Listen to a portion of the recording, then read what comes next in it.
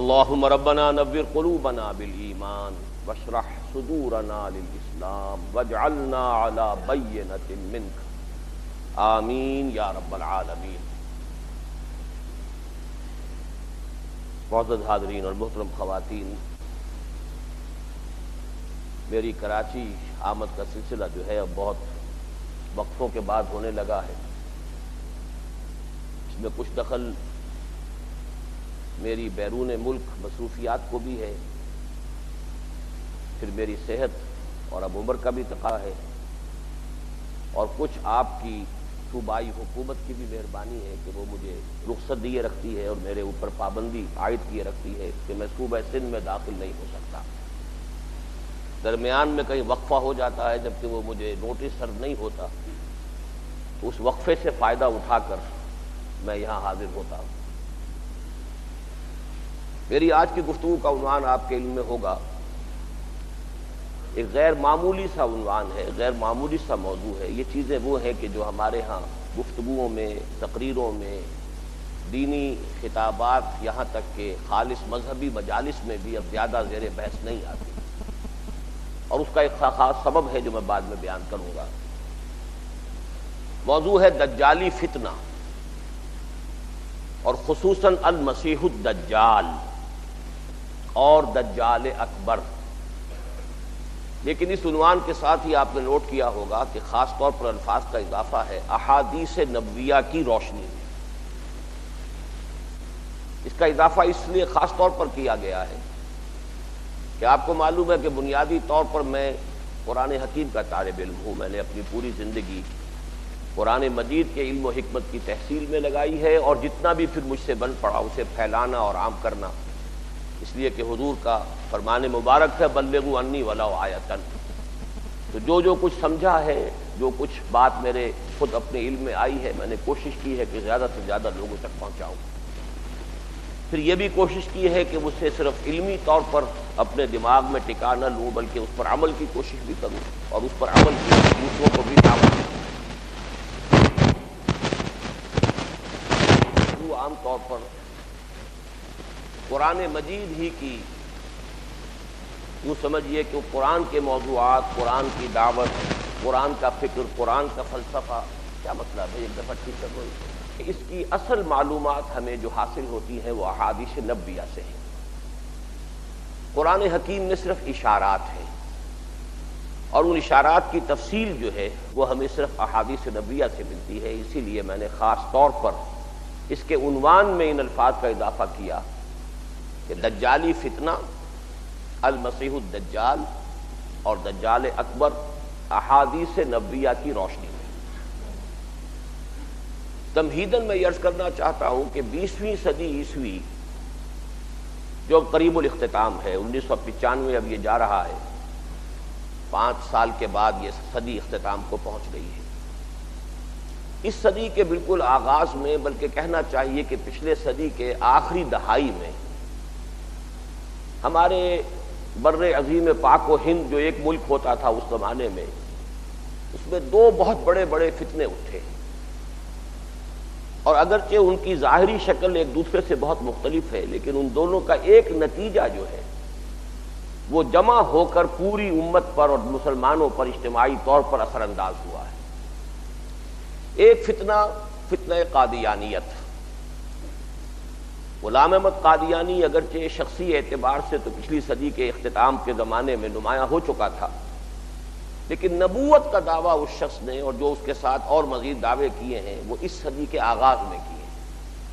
1905 سے لے کر 1908 تک یہ 3 سال ایسے ہیں کہ جن میں پے در پے مسیح موعود ہونے کا دعویٰ اور مہدی موعود ہونے کا دعویٰ، پھر نبی ہونے کا دعویٰ، یہ کھلے دعوی اس نے جو کیے ہیں۔ اس طریقے سے ایک دوسرا فتنہ وہ تھا انکار سنت یا استخفاف حدیث کا فتنہ، کہ دین میں صرف قرآن مجید ہی کو سند مانا جائے، احادیث نبویہ کو دلیل یا سند کے طور پہ تسلیم نہ کیا جائے، احادیث نبویہ کو اسلامی قانون کا مستقل منبع اور سرچشمہ نہ مانا جائے، بلکہ مستقل قانون جو ہے اسلامی اس کی سورس صرف قرآن کو مانا جائے۔ ظاہر بات ہے کہ اسی کتاب میں پھر اس فتنے میں اضافہ ہوا کہ قرآن حکیم کی تعویلات بھی جب حدیث نبوی صلی اللہ علیہ وسلم سے آزاد ہو کر کی گئیں تو اس میں بہت سی گمراہیاں خود بخود در آئیں۔ اس فتنے میں اگرچہ انکار ختم نبوت نہیں تھا، لیکن یہ کہ اس کا نتیجہ کیا نکلا، نبوت کی اہمیت ختم ہو گئی، سنت کی اہمیت ختم ہو گئی، حدیث کی اہمیت ختم ہو گئی، تو نتیجہ تو وہی نکلا کہ جو انکار ختم نبوت کا ہو سکتا تھا عملی اعتبار سے وہی نتیجہ اس فتنے کا بھی برآمد ہوا۔ یہ جو فتنہ ہے اس کا کچھ آغاز سر سید احمد خان نے کر دیا تھا، اللہ تعالیٰ انہیں معاف فرمائے۔ واقعہ یہ ہے کہ میں اس کی وضاحت اس لیے کر دینا چاہتا ہوں کہ مجھے کئی مرتبہ یہ سننے میں آیا ہے کہ بعض حضرات مجھ سے، خاص طور پر کراچی کے لوگ، اس لیے ناراض ہیں کہ میں سر سید احمد خان مرحوم پر تنقید کرتا ہوں۔ تو یہ جان لیجئے کہ میرے نزدیک سر سید احمد خان کی شخصیت کے دو پہلو ہیں۔ ایک پہلو ان کا مسلمانوں کا قائد اور رہنما ہونے کا پہلو ہے۔ مسلمانان ہند کو جو مسائل درپیش تھے، ہندوؤں کے ساتھ جو مسابقت ہو رہی تھی، جس طریقے سے انگریز مسلمانوں کو دبا رہا تھا، اور پھر مسلمان خود بھی جدید تعلیم سے اپنے آپ کو علیحدہ رکھ رہے تھے، جس سے اندیشہ یہ تھا کہ مسلمان تو یہاں صرف یا تو یہ کہ قصاب رہ جائیں گے اور یا سقے رہ جائیں گے یا پلے دار رہ جائیں گے، باقی یہ کہ اس ملک کے اندر کوئی مسلمانوں کی حیثیت نہیں رہے گی۔ اس اندیشے کو، اس خطرے کو انہوں نے محسوس کیا، اور مسلمانان ہند کی مصلحت میں، ان کی خیر خواہی میں، ان کی بھلائی میں انہوں نے جو کچھ سوچا اور جو نتائج اخذ کیے، یہ میرے نزدیک ان کی شخصیت کا ایک رخ ہے۔ اس میں میں انہیں بے انتہا مخلص آدمی سمجھتا ہوں۔ ان کے جو بھی نتائج نکلے اس سے چاہے کسی کو اختلاف ہو، لیکن بنیادی طور پر جو بات انہوں نے کہی وہ صحیح تھی کہ ہمیں انگریزی زبان کا اس طرح بائیکاٹ کرنا درست نہیں ہے، ہمیں جدید علوم کو بھی پڑھنا چاہیے، ہمیں دیکھنا چاہیے ان میں کیا غلط ہے کیا صحیح ہے، جو ان میں صحیح ہے اسے اختیار کرنا چاہیے، جو غلط ہے اسے رد کرنا چاہیے۔ ہول سیل ریجیکشن تو ہمارے لیے مفید نہیں ہوگی، جبکہ ہمارا جو ہے مسابقت ہماری ایک ایسی قوم سے ہے، ہم سے 3 گنا 4 گنا تعداد میں ہے، وہ انگریزی پڑھ رہی ہے، سائنس پڑھ رہی ہے، وہ آگے بڑھ رہی ہے۔ انگریز نے چونکہ ہم سے حکومت چھینی تھی، ہم سے خائف ہے، ہمیں دبا رہا ہے کہ ہمارے اندر جو ہے بغاوت کے اس کو جراثیم نظر آتے ہیں۔ ہندو پہلے بھی غلام تھا، پہلے مسلمانوں کا غلام تھا، اب انگریزوں کا غلام ہو گیا، تو اس کو کوئی وقت دقت محسوس نہیں ہوئی، اس نے انگریز کے ساتھ فوراً مصالحت کر لی۔ ان سارے حالات میں جو رائے ان کی تھی نہایت مخلصانہ، نتائج کچھ بھی نکلے ہوں، لیکن یہ کہ جہاں تک ان کی نیک نیتی کا تعلق ہے، ان کے خلوص کا تعلق ہے، اس میں مجھے کوئی شک نہیں۔ یہ ان کی شخصیت کا ایک رخ ہے، بلکہ یہ بھی کہ وہ خود ایک نہایت پابند صوم و صلاۃ انسان تھے۔ نہ صرف پابند صوم و صلاۃ سے، سب کو معلوم ہے ان کی داڑھی، وہ تو یوں سمجھیے کہ آج کل تو شاید ہی کہیں اس قسم کی داڑھی نظر آتی ہو کہیں۔ پھر یہ کہ ان کا پردہ ان کے گھر میں اتنا سخت تھا کہ اس وقت کے گورنر نے، یو پی کے گورنر نے یہ کہا کہ میری بیگم آپ کے ہاں آپ کی خواتین سے ملنا چاہتی ہیں، تو جواب یہ دیا تھا سید احمد خان نے کہ ہماری خواتین کا غیر عورتوں سے بھی پردہ ہے۔ اور واقعہ یہ ہے کہ سورہ نور میں جو الفاظ آئے ہیں وَنِسَائِهِنَّ، محرم جو ہے وہ در حقیقت جب ان کی فہرست آئی ہے سب کی، جن کے سامنے کوئی مسلمان عورت اپنی زیبائش اور آرائش کے ساتھ، زینت کے ساتھ آ سکتی ہے، تو وہاں پر تمام عورتیں نہیں کہا گیا، وَنِسَائِهِنَّ، ان کی اپنی جو عورتیں۔ اس پر انتہا درجے میں عمل کیا، اور جرأت کا عالم دیکھیے کہ lieutenant governor of U P, اور اس کو جواب دے رہے ہیں سر سید احمد خان کہ ہماری خواتین کا غیر خواتین سے بھی پردہ ہے۔ تو معلوم ہوا کہ جہاں تک خود دین پر عمل پیرا ہونے کا تعلق ہے، اس میں کوئی کمی نہیں تھی۔ اسی طریقے سے حضور صلی اللہ علیہ وسلم سے ان کی محبت جو ہے، واقعہ یہ اس کا آپ اندازہ نہیں کر سکتے۔ جب وہ کتاب لکھی گئی ہے حضور کی سیرت کے اوپر حملے کیے گئے ہیں، اور کرنے والا وہی شخص تھا گورنر یو پی کا، تو آپ کو معلوم ہونا چاہیے کہ اس کا جواب جو لکھا ہے سر سید احمد خان نے براہین خطبات احمدیہ کے نام سے، وہ بہت زبردست ایک کتاب ہے، اور اس کتاب کے لیے وہ انگلینڈ گئے ہوئے تھے، اور اس کو چھپوانے کے لیے ان کے پاس پیسہ نہیں تھا۔ انہوں نے یہاں پیغام بھیجا کہ میری کوٹھی بیچ دو اور مجھے وہ رقم فراہم کرو تاکہ میں وہ کتاب شائع کر سکوں۔ تو میں نے یہ ساری باتیں اس لیے کہی ہیں کہ مجھے سر سید احمد خان سے کوئی قد نہیں ہے، کوئی بغض نہیں ہے، کوئی دشمنی نہیں ہے، لیکن ان کی شخصیت کا ایک دوسرا پہلو ہے جس کو ماننا پڑتا ہے۔ انہوں نے اپنے آپ کو ایک مفسر قرآن کی حیثیت سے بھی پیش کیا۔ انہوں نے اپنے آپ کو دین کے ایک ترجمان کی حیثیت سے بھی پیش کیا۔ اب یہ فرق دیکھیے، قائد اعظم محمد علی جناح کا معاملہ یہ ہے کہ وہ صرف ایک سیاسی رہنما بنے، انہوں نے کہیں مفسر بننے کی کوشش نہیں کی، کہیں محدث بننے کی کوشش نہیں کی، کہیں کسی دینی مسئلے کے اندر رائے دینے کی کوشش نہیں کی، لہذا اس اعتبار سے ان کے لیے بہت ہی وہ معاملہ محفوظ رہا ہے۔ سر سید احمد خان کا معاملہ یہ ہے کہ انہوں نے 15 پارے کی تفسیر لکھی ہے، وہ مفسر کی حیثیت سے سامنے آتے ہیں، مکمل نہیں کر سکے لیکن پورے 15 پارے کی تفسیر لکھی ہے۔ پھر یہ کہ انہوں نے بہت سی دینی جو تعویلات کی ہیں اس میں یقیناً بہت بڑی بڑی گمراہیاں ہیں، بہت بڑی بڑی ٹھوکریں ہیں جو انہوں نے کھائی ہیں۔ انہوں نے جنات کے وجود کا انکار کیا ہے، جن کوئی نہیں ہے، صرف اجڑ گنوار قسم کے لوگ جو ہوتے ہیں مشتعل مزاج، وہ جن کہہ دیے گئے۔ انہوں نے فرشتے کا انکار کیا ہے، فرشتہ کوئی شے نہیں ہے۔ جبریل امی قرآن با پیغام نمی خام ہما گفتار معشوق قرآن کے مندارم، مجھے کسی جبریل کا لایا ہوا قرآن نہیں چاہیے، میرے پاس جو قرآن ہے وہ تو میرے معشوق کا کلام ہے۔ اب معشوق اللہ کے لیے بھی ہو سکتا ہے، اللہ محبوب ہے اہل ایمان کا، اور محبوب اور معشوق محمد الرسول اللہ بھی ہو سکتے ہیں، دونوں کا امکان تو موجود ہے، لیکن یہ کہ بیچ میں سے پتہ چاک کر دیا گیا حضرت جبرائیل علیہ الصلوۃ والسلام کا۔ حالانکہ آپ کو معلوم ہے کہ ایمان بالملائکہ جو ہے وہ ہمارے بنیادی ایمانیات میں شامل ہے۔ آمنت باللہ و ملائکتہ و کتبہ و رسلہ والیوم الآخر والقدر خیرہ و شرہ من اللہ تعالی والبعث بعد الموت، اللہ کے فوراً بعد اس کے ملائکہ پر ایمان ہے۔ اس اعتبار سے سر سید احمد خان ہی سے استخفاف حدیث کا فتنہ شروع ہوا ہے۔ اس فتنے کو پھر اس ملک کے اندر کافی بڑے پیمانے پر انگریزی اسکولوں اور کالجوں یونیورسٹی سے تعلیم شدہ لوگوں میں سے پھیلایا ہے علامہ مشرقی نے، لیکن دوسری طرف دو اور اشخاص جو علماء کے طبقے میں سے نکل آئے اس دور میں، ایک عبداللہ چکڑالوی ہوتا تھا پنجاب کا، اور ایک اسلم جیراج پوری ہوتے تھے یو پی کے، ان دو حضرات نے بھی انکار حدیث کے فتنے کو بڑی ہوا دی، اور ہمارے دور میں آ کر پھر یہ سارے فتنے جمع ہو گئے ایک شخص کے اندر، اور اس کا نام غلام احمد پرویز تھا۔ تو عجیب بات یہ ہے کہ غلام احمد قادیانی پنجاب سے اور غلام احمد پرویز پنجاب سے، ان دونوں کے فتنوں سے جو نتیجہ نکلا ہے، ایک تو خیر دو معاملہ ہے، یہ امت فیصلہ کر چکی ہے، اجماع ہو چکا قطعاً پوری دنیا میں کہ قادیانی دائرہ اسلام سے خارج ہے، لیکن یہ دوسرا فتنہ جو ہے اس کے اثرات ہمارے ہاں بڑے وسیع حلقے میں پھیلے ہوئے۔ جدید تعلیم یافتہ لوگوں کا کوئی ہی حصہ ہوگا جو اس سے بچا ہوا ہو۔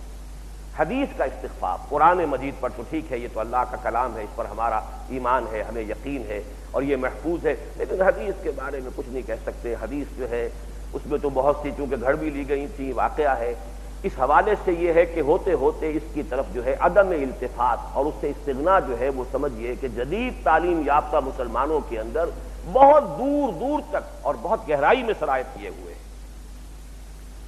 اس کا جو فتنے کی ایک نئی شکل آپ کے شہر کراچی میں کوئی جو کھڑی ہوئی ہے وہ بہت زیادہ خوفناک صورت اختیار کر رہی ہے، اس لیے کہ اس کا تذکرہ میں نے باہر بھی سنا ہے۔ کوئی شیخ صاحب ہیں یہاں پر، اور جو چونکہ کچھ انگریزی کی ان کو محاورہ ان کا اچھا ہے اور انگریزی میں اچھا بولتے ہیں، یہ ساری باتیں کہ جو چکڑالوی نے کہیں یا جیراج پوری نے کہیں اور سب سے زیادہ جو کہ غلام احمد پرویز نے کہیں، ان سب کو وہ انگریزی کا جامہ پہنا کر اور جگالی کر رہے ہیں۔ در حقیقت کوئی بات ان کی نئی نہیں ہے، بلکہ یہ کہ اس میں تو مجھے شدید اندیشہ محسوس ہوتا ہے کہ شاید وہ یہود کا پیدا کردہ کوئی فتنہ ہے، اس لیے کہ انہوں نے مسجد اقصیٰ کے بارے میں بالکل نئی تعویل کر دی ہے کہ مسجد اقصیٰ جو ہے وہ بیت المقدس والی ہے ہی نہیں، مسجد اقصیٰ سے مراد صرف مدینہ منورہ ہے۔ سبحان الذی اسریٰ بعبدہ لیلا من المسجد الحرام الی المسجد الاقصیٰ، بس یہ کہ جو ہجرت ہوئی ہے تو اللہ جو ہے اپنے رسول صلی اللہ علیہ وسلم کو مسجد حرام مکے والی مسجد سے مدینے والی مسجد میں لے گیا، یہ مسجد اقصیٰ سے کوئی تعلق مسلمانوں کا نہیں ہے۔ یہ بات جرأت کے ساتھ آج کراچی میں رہنے والا ایک شخص کہہ رہا ہے، اور اس کے ٹیپس کے ذریعے سے اور اس کی تقریروں کے ذریعے سے یہ بہت دور دور تک پھیل رہی ہے، اور اس کے ساتھ ہی جیسا کہ میں عرض کروں گا، یوں سمجھیے کہ یہ ایسا ہی نہیں ہے کہ کوئی یعنی اتفاقی معاملہ ہو گیا ہے کہ یہ دونوں چیزیں مل گئی ہیں، یہی عین وقت ہے جبکہ مسجد اقصیٰ کو منہدم کرنے کا معاملہ جو ہے یوں سمجھیے کہ اب سالوں کی بات نہیں، شاید مہینوں اور ہفتوں کی بات ہے، کیونکہ یہ بات تو اب طے شدہ ہے کہ اس کو انہوں نے گرانا ہے اور تھرڈ ٹیمپل اپنا بنانا ہے۔ تو مسلمانوں کے اندر اگر کوئی جذبات پیدا ہو سکتے ہیں کہ یہ ہمارا جو قبلہ ہے اس کو جو گرایا گیا ہے مسجد اقصیٰ ہے، تو ان جذبات کو ٹھنڈا کرنے میں یہ چیز بھی مفید ہو سکتی ہے کہ مسلمانوں کے ذہن سے یہ بات ہی نکال دی جائے کہ یہ کوئی ہمارے ہاں اہمیت رکھنے والی شے ہے۔ قرآن مجید میں جس مسجد اقصی کا ذکر ہے وہ نہیں ہے یروشلم والی، وہ تو یہی ہے مدینے والی مسجد، وہ تمہارے پاس ہے ہی ہے، لہذا کسی طرح کے احتجاج کی کوئی ضرورت نہیں۔ بہرحال یہ بات تو میری اس وقت کی گفتگو میں آپ سمجھیے کہ مقطع میں آپ پڑھیے سکون گسترانہ بات والی بات تھی۔ میں اب آگے چلنا چاہتا ہوں کہ اصل میں اس کا ایک نتیجہ یہ نکلا ہے ان تمام فتنوں کا مجموعی احادیث کی طرف سے بالعموم اس وقت عدم التفات ہے، خاص طور پر جدید تعلیم یافتہ طبقہ تو اس کی طرف کوئی توجہ نہیں رکھتا، اور مجھے تو یہاں تک اندیشہ ہو رہا ہے بعض علماء سے گفتگو کر کے، بعض نوجوان علماء، ایک دفعہ ملتان سے 2 بڑے ذہین نوجوان علماء میرے پاس آئے، میں حیران رہ گیا کہ وہ مدارس کے فارغ التحصیل طلباء تھے اور وہ خطیب اور دینی ایک فرائض جو ہوتے ہیں ذمہ داری وہ ادا کر رہے ہیں، لیکن یہ کہ ان کو بھی میں نے دیکھا کہ بہت متزلزل سے حدیثوں کے بارے میں، تو یہ فتنہ جو ہے بہت دور دور تک گھر کر چکا ہے۔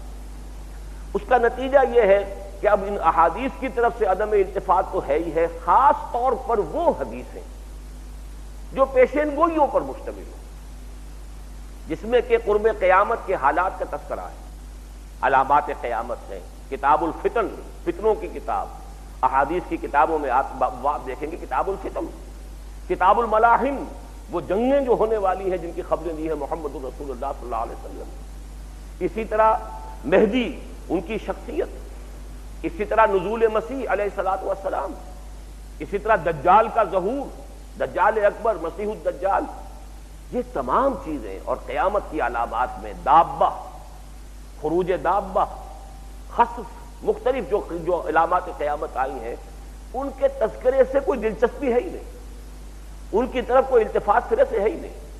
اس کا ایک سبب یہ بھی ہوا ہے کہ بعض پیشین گوئیاں کا لوگوں نے اپنے اوپر جو ہے اوڑھ کر اور جھوٹے دعوے کرنے شروع کر دیے تھے، چونکہ مہدی کی پیشین گوئیاں موجود ہیں تو نہ معلوم کتنے لوگ ہماری امت میں پیدا ہوئے انہوں نے مہدی کا دعویٰ کر دیا۔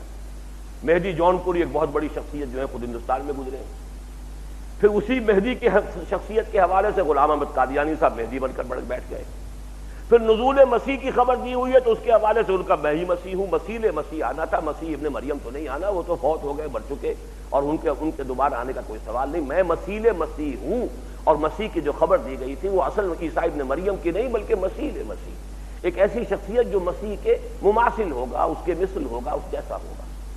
اس طریقے سے جو ہے چونکہ دعوے ہوتے رہے، اس سے بھی مسلمانوں نے کہا کہ یہ جو حدیثیں کہ جن کے اندر اس قسم کی خبریں دی ہوئی ہیں شاید یہ حدیثیں سبب بن گئی ہیں ان لوگوں کی گمراہی کا، حالانکہ در حقیقت ان لوگوں نے اپنی گمراہی کے لیے اور اسے پھیلانے کے لیے ذریعہ بنا لیا ان احادیث کو، بات در حقیقت یوں ہے، لیکن اس سے بھی مسلمانوں کے اندر ایک بوجھ سا پیدا ہو گیا نفسیاتی اعتبار سے ان چیزوں ہی کے بارے میں کہ جن میں پیشن گوئیاں جن احادیث میں کی گئی ہیں ان سے ایک طرح کا ابا اور ایک طرح کا انقباض جو ہے وہ عام طور پر مسلمانوں میں پایا جاتا ہے۔ پیشین گوئیوں کے بارے میں ایک مرتبہ جبکہ میرے کچھ مضامین چھپ رہے تھے نوائے وقت میں، اور اب وہ ایک کتابی شکل میں موجود ہیں، سابقہ اور موجودہ مسلمان امتوں کا ماضی، حال اور مستقبل، تو اس زمانے میں جب یہ مضامین میں انہی موضوعات کے اوپر میں نے وہ کچھ کالمز لکھے تھے تو بہت میرے پاس خطوط آئے کہ کیا پیشین گوئی کی باتیں کرتے ہیں، پیشین گوئیوں کا مطلب تو یہ ہے کہ اگر یہ سب کچھ ہونا ہے تو مسلمان ہاتھ پر ہاتھ دھرے بیٹھے رہے، اور پیشین گوئیاں جو ہیں ان سے زیادہ تو یعنی یوں سمجھیے کہ واہیات یا بلا خیر کوئی شے ہے نہیں، خیر سے خالی کوئی شے ہے اگر تو وہ پیشین گوئی ہے۔ میں نے اس وقت بھی جواب دیا تھا کہ پیشین گوئی اگر ایسی ہی غلط شے تھی تو خود قرآن مجید میں پیشین گوئیاں آئی ہیں، الف لام میم غلبت الروم فی ادنی الارض وهم من بعد غلبهم سیغلبون فی بضع سنین، الف لام سورہ روم کی ابتدائی آیات ہیں، رومی مغلوب ہو گئے ہیں قریب کی سرزمین میں اور ان قریب وہ دوبارہ غالب آ جائیں گے اپنی مغلوبیت کے بعد 10 سال سے کم مدت کے اندر اندر۔ یہ پیشین گوئی تھی جو قرآن نے کی ہے، اور کی کب ہے؟ جبکہ ابھی حضور صلی اللہ علیہ وسلم کی نبوت کا آغاز تھا، یعنی آپ پر وحی کا آغاز ہوا ہے، سن 4 نبوی کے آس پاس یہ واقعہ ہوا ہے۔ وجہ کیا بنی اس کی کہ جب یہ رومیوں کی اور ایرانیوں کی جنگ ہو رہی تھی، اور آپ کو معلوم ہے یہ جزیرہ نما عرب کا نقشہ اگر ذہن میں آپ رکھیں تو اوپر جا کر یہ ایک طرف عراق ہے، ایک طرف شام ہے۔ شام جو ہے شام عرب وہ مغرب کی طرف ہے میڈیٹرینین کے ساتھ، عراق عرب یہ ایران کے ساتھ ہے۔ عراق عرب اس وقت قبضے میں تھا ایران کے، تو ایران اور عراق یہ سلطنت کسریٰ تھی۔ شام قبضے میں تھا رومیوں کے، شام سے ترکی اور اس کے بعد پورا یوں سمجھیے کہ یورپ کا کچھ علاقہ یہ رومن امپائر تھی۔ یہ دو سپر پاورز تھیں اس دور کی، اور کئی سو سال سے ان کے درمیان جنگیں ہو رہی تھیں۔ ایک بڑی عظیم جنگ ہوئی ان کے درمیان۔ ہرقل جو اس وقت کا روم کا جو فرما روا تھا، قیصر روم، اس سے زبردست شکست ہوئی۔ نتیجہ یہ نکلا کہ بیت المقدس ان کے ہاتھ سے نکل گیا، اور جو ان کی مقدس صلیب تھی اس کو بھی رومی لے گئے۔ گویا کہ مذہبی اعتبار سے، دینی اعتبار سے، سیاسی اعتبار سے، عسکری اعتبار سے بدترین حالات ہو گئے رومیوں کے۔ مکے میں مشرکین نے بغلیں بجانی شروع کر دی۔ انہوں نے بغلیں اس لیے بجائیں کہ دیکھو وہ آتش پرست ہیں، وہ تو ہمارے بھائی ہوئے، ہم بت پرست ہیں، وہ آتش پرست ہیں، اور وہ ہیں نصرانی عیسائی، وہ تمہارے بھائی ہیں، تم مسلمان ہو، تم عیسیٰ کو مانتے ہو، یہ تمہارے بھائی ہیں، تو تمہارے بھائیوں کو ہمارے بھائیوں نے تلپٹ کر دیا اور مار دیا اور پیٹ دیا، تو وہ بڑی خوشیاں منا رہے تھے۔ اس وقت یہ آیات اتری ہیں، الف لام میم غلبت الروم فی ادنی الارض وهم من بعد غلبهم سیغلبون فی بضع سنین۔ اگرچہ قریب کی سرزمین، اب جزیرہ نما عرب سے قریب پر سرزمین تو یہی ہے نا، شام عرب، عراق، یہاں رومی مغلوب ہو گئے ہیں، لیکن ان قریب وہ اپنی اس مغلوبیت کے بعد غالب آ جائیں گے، اور یہ ہوگا بضع سنین میں۔ اچھا، اس پیشین گوئی کی بنیاد پر حضرت ابوبکر صدیق رضی اللہ تعالیٰ عنہ نے ایک مشرک سے ایک شرط بھی بنا لی کہ شرط لگاتا ہوں میں کہ یہ رومی مغلوب ہو جائیں گے، ہماری قرآن میں آیت نازل ہو چکی ہے، رومی غالب آ جائیں گے، اس پر شرط لگائی کچھ اونٹوں کی، لیکن یہ کہ اس میں مدت کم رکھی تھی، غالباً 2 سال۔ حضور کے پاس جب آئے خبر دی کہ میں نے یہ شرط لگا لی ہے، حضور نے فرمایا کہ نہیں، 9 سال کی مدت کرو اور اونٹ بڑھا دو، شرط کی مقدار بڑھا دو، لیکن مدت 9 سال، اس لیے کہ بضع کا لفظ آیا ہے، اور بضع عربی زبان میں 10 سے کم تر پر اطلاق ہوتا ہے۔ 8 بھی ہوگا، 9 بھی ہوگا تو بضع، 7 ہو، 6 ہو، 5 ہو، 4 ہو، 3 ہو، 2 ہو، وہ سارا کا سارا بضع میں آئے گا۔ فی بضع سنین آیا ہے تو گویا کہ 10 سال سے کم تر مدت کے اندر تو یہ ہو جائے گا، لیکن یہ کہ اس سے کم کی تم شرط نہ لگاؤ۔ بالکل ٹھیک 9 برس کے بعد وہ واقعہ پیش آیا، بڑے ہی معجزانہ طریقے پر ہرقل نے جو حملہ کیا ہے۔ اب اگر نقشہ آپ کے سامنے ہو تو اس نے بحیرہ کیسپیئن کی طرف سے حملہ کیا، یعنی ایران پر حملہ کیا ہے اس کے عقب سے جا کر، اور پھر شکست فاش دی ہے، اور پھر یروشلم بھی اس کو دوبارہ مل گیا ہے، وہ صلیب جو ان کی مقدس صلیب تھی وہ بھی اس نے دوبارہ حاصل کر لی ہے، اور پھر وہ اس فتح کا شکرانہ ادا کرنے کے لیے ایک بڑا طویل سفر کر کے انطاکیہ سے اور یروشلم تک پیدل چل کر آیا، سواری پر نہیں، پیدل چل کر آیا ہے، صرف شکرانہ ادا کرنے کے لیے کہ ہمیں پھر اللہ تعالیٰ نے فتح عطا کر دی ہے ان آتش پرستوں کے مقابلے میں۔ اور قرآن مجید میں یہ خبر بھی تھی کہ اس دن یومئذ یفرح المومنون، اہل ایمان کو بھی ایک خوشی حاصل ہوگی، اور یہ بالکل وہی دن تھا جس دن کے مسلمانوں کو بدر میں فتح حاصل ہوئی ہے۔ وہی 9 برس کے بعد ادھر مسلمانوں کو بدر میں کفار عرب، کفار مکہ پر فتح حاصل ہوئی، ادھر ہرقل کو دوبارہ فتح حاصل ہو گئی۔ تو یہ پورا سلسلہ قرآن میں ایک پیشن گوئی کے اعتبار سے ہے کہ نہیں؟ تو پیشن گوئیوں سے قطعاً کسی درجے کا انقباس، کہ قطعاً کسی درجے میں ان سے آپ کی طبیعت میں اباح ہو، دیکھنا یہ ضرور چاہیے کہ کوئی شے قرآن میں آئی ہے، ٹھیک ہے، الحمدللہ یہ تو محفوظ کلام ہے، اور اس کے اندر تو کسی ایک حرف کے اندر بھی ہمیں شک و شبہ نہیں۔ ہاں حدیث میں بات آئی ہے تو حدیث میں ہمیں سند دیکھنی ہوگی۔ یہ اگر متفقن علیہ روایت ہے، بخاری اور مسلم دونوں اماموں نے اس کو تسلیم کر لیا ہے، تو یہ سند کے اعتبار سے، وثوق کے اعتبار سے تقریباً قرآن کے پاس پہنچ جانے والی شے ہے۔ اگر اس سے کمتر ہے تو اس سے کمتر ہے، اس سے کمتر ہے تو پھر اس درجے میں ہے، الاقرب فالاقرب، اور اس طریقے سے ہوتا چلا آیا ہے۔ حدیثیں تمام برابر نہیں ہے، قرآن سارا برابر ہے، قرآن کا ایک ایک حرف جو ہے وہ یقینی ہے، قطعی ہے، محفوظ ہے۔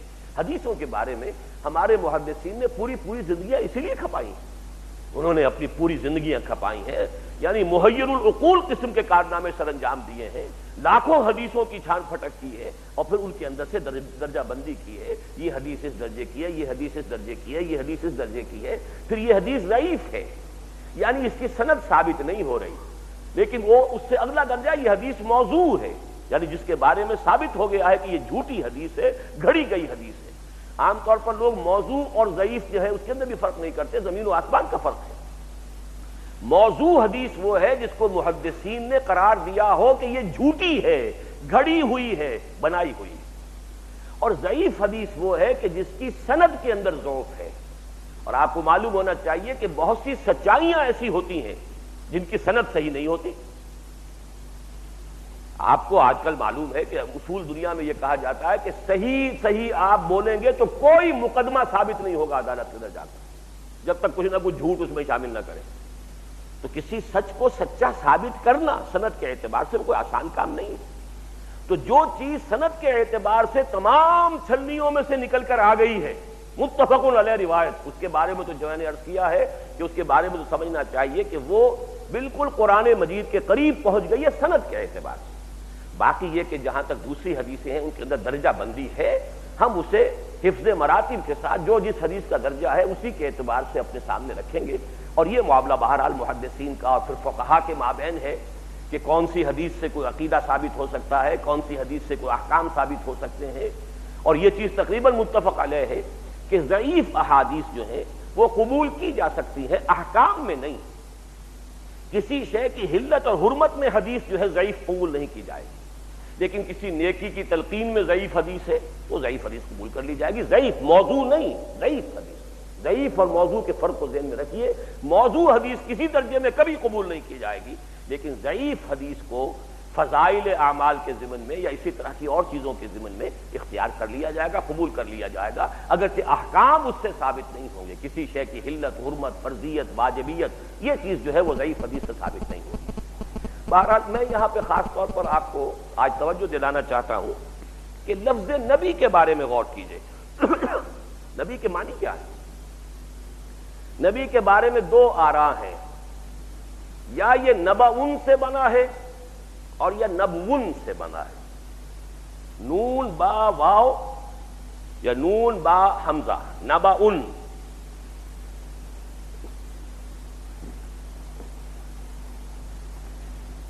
نبعن کسے کہتے ہیں؟ اہم خبر۔ عما یتساءلون عن النبأ العظیم الذی هم فیہ مختلفون کلا سیعلمون ثم کلا سیعلمون۔ نبأ اہم خبر، تو نبی کے معنی ہی ہے اہم خبریں دینے والا صلی اللہ علیہ وسلم۔ وہ غیب کی خبریں دیتا ہے، وہ جنت کا حال بتاتا ہے، دوزخ کی حال بتاتا ہے، ملائکہ سے اس کی ملاقات ہوتی ہے، شب معراج میں اسے سیر کرائی جا رہی ہے۔ کذالک نوری ابراہیم ملکوت السماوات والارض، آسمانوں اور زمین کے ملکوت ہم نے ابراہیم کے سامنے کھول دیے، واضح کر دیے، دکھا دیے۔ تو نبی تو حقیقت میں نبی کا لفظی معنی ہے خبر دینے والا۔ تو جو نبی قیامت کے بعد کے حالات بتا رہا ہے وہ قیامت سے پہلے کے حالات نہیں بتا سکتا۔ جس کو قیامت کے بعد کے احوال پر مطلع کر دیا گیا ہے وہ قیامت کے قریب ہونے والے واقعات کے بارے میں بالکل لا علم ہے، اسے کچھ نہیں بتایا گیا۔ ظاہر بات ہے کہ وہ اگر کچھ بتاتا ہے تو اللہ کا بتایا ہوا بتاتا ہے۔ وما ينطق عن الهوى ان هو الا وحی یوحی، نبی جو ہے وہ اپنے پاس سے کچھ نہیں بتاتا۔ یہ تو ہمارے ہاں متفق علیہ ہے۔ حقیقت و اقسام شرک پر جو میری تقاریر کے کیسٹس ہیں اس میں یہ بحث تفصیل کے ساتھ میں کر چکا ہوں کہ چاہے دیوبندی ہو، چاہے بریلوی ہو، چاہے اہل حدیث ہو، تینوں اس پر متفق ہیں کہ نبی کا علم ہو یا کسی اور کا علم ہو، یا کسی ولی کا علم ہو یا کسی فرشتے کا علم ہو، کسی کا علم ہو اللہ کے سوا، وہ علم حادث ہے، قدیم نہیں ہے۔ وہ علم محدود ہے، لامحدود نہیں ہے۔ وہ علم عطائی ہے، ذاتی نہیں ہے۔ چاہے اولیاء اللہ کا ہو، چاہے انبیاء کا ہو، علم ذاتی نہیں، اللہ کا عطا کردہ ہے۔ جیسے وہ خود ہمیشہ سے نہیں تھے ایسے ہی ان کا علم بھی ہمیشہ سے نہیں تھا۔ جیسے خود وہ ان کی ذات محدود ہے ایسے ہی ان کا علم بھی محدود ہے۔ لیکن کتنا ہے یہ ہم نہیں جان سکتے۔ ہم وہ محدود جو ہے، محدود تو ہے 1 اور 2 اور 3 اور 4 بھی محدود ہے، اور 50 کروڑ یہ بھی محدود ہے۔ تو محدود ہونا جو ہے اس کے اندر کوانٹٹی نہیں آئے گی، محدود ہے، لا محدود نہیں ہے علم، حدود کے اندر ہے۔ لیکن ہم ان حدود کو ناپ نہیں سکتے۔ ہم ہیں کون ان حدود کو ناپنے والے؟ جبکہ وہاں ایک ذریعہ علم وہ ہے کہ جو ہمارے پاس سرے سے ہے ہی نہیں۔ علم وحی وہ ہے کہ جو ذریعہ علم عام انسان کے پاس نہیں ہے، کہ جو انبیاء کے لیے خاص ہے، لہذا ہم ان کے علم کیا حدود اربا ناپ نہیں سکتے، ہے اللہ کا دیا ہوا علم، اور جتنا اللہ نے دیا ہے لا یحیطون بشیء من علمہ الا بما شاء، وہ اللہ کے علم میں سے کسی شے کا بھی احاطہ نہیں کر سکتے سوائے اس کے جو اللہ خود چاہے، جو اللہ نے دیا۔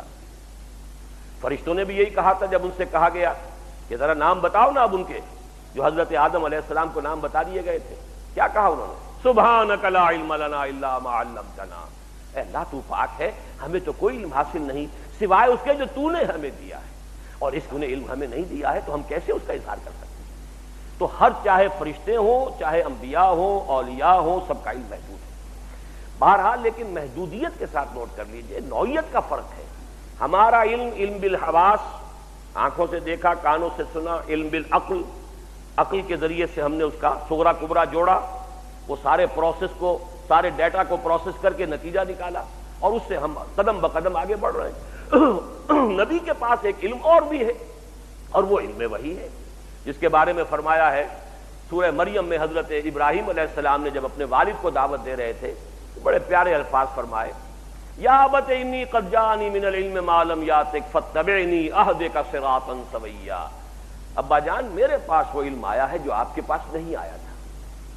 آپ والد ہیں، میں مولود ہوں، میں ولد ہوں، آپ باپ ہیں، میں بیٹا ہوں، آپ کا تجربہ زیادہ ہے، میرا تجربہ کم ہے، لیکن یہ کہ میرے پاس ایک علم وہ آیا جو آپ کے پاس نہیں آیا۔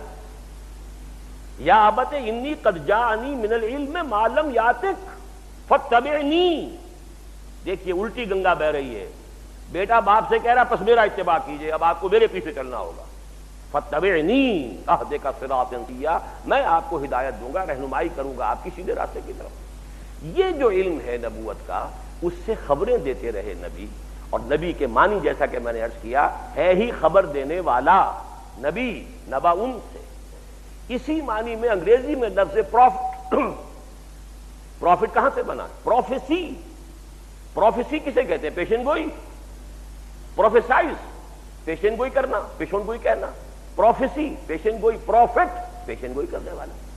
تو نبی کے فرائض میں سے تو یوں سمجھیے، اس کے خصائص میں سے، اس کے اوصاف میں سے، اس کا جو لیے لفظ جو ہے، اصطلاح ہے، اس کے لوازم میں سے ہے پیشن گوئی اور خبریں دینا غیب کی۔ یہ گویا کہ ان کے بنیادی جو ان کا مقصد ہے اس میں شامل ہے۔ دوسرا ایک امکان یہ ہے کہ نبون سے مشتق ہو یہ نبی، نبون کے معنی کہتے ہیں بلندی کو۔ اس سے بھی اصل میں بات کیا ہے کہ ایک بلند مقام پر جب کوئی شخص ہوتا ہے تو اس کا جو دائرہ ہے، سرکل آف ویژن، وہ اس کا پھیل جاتا ہے۔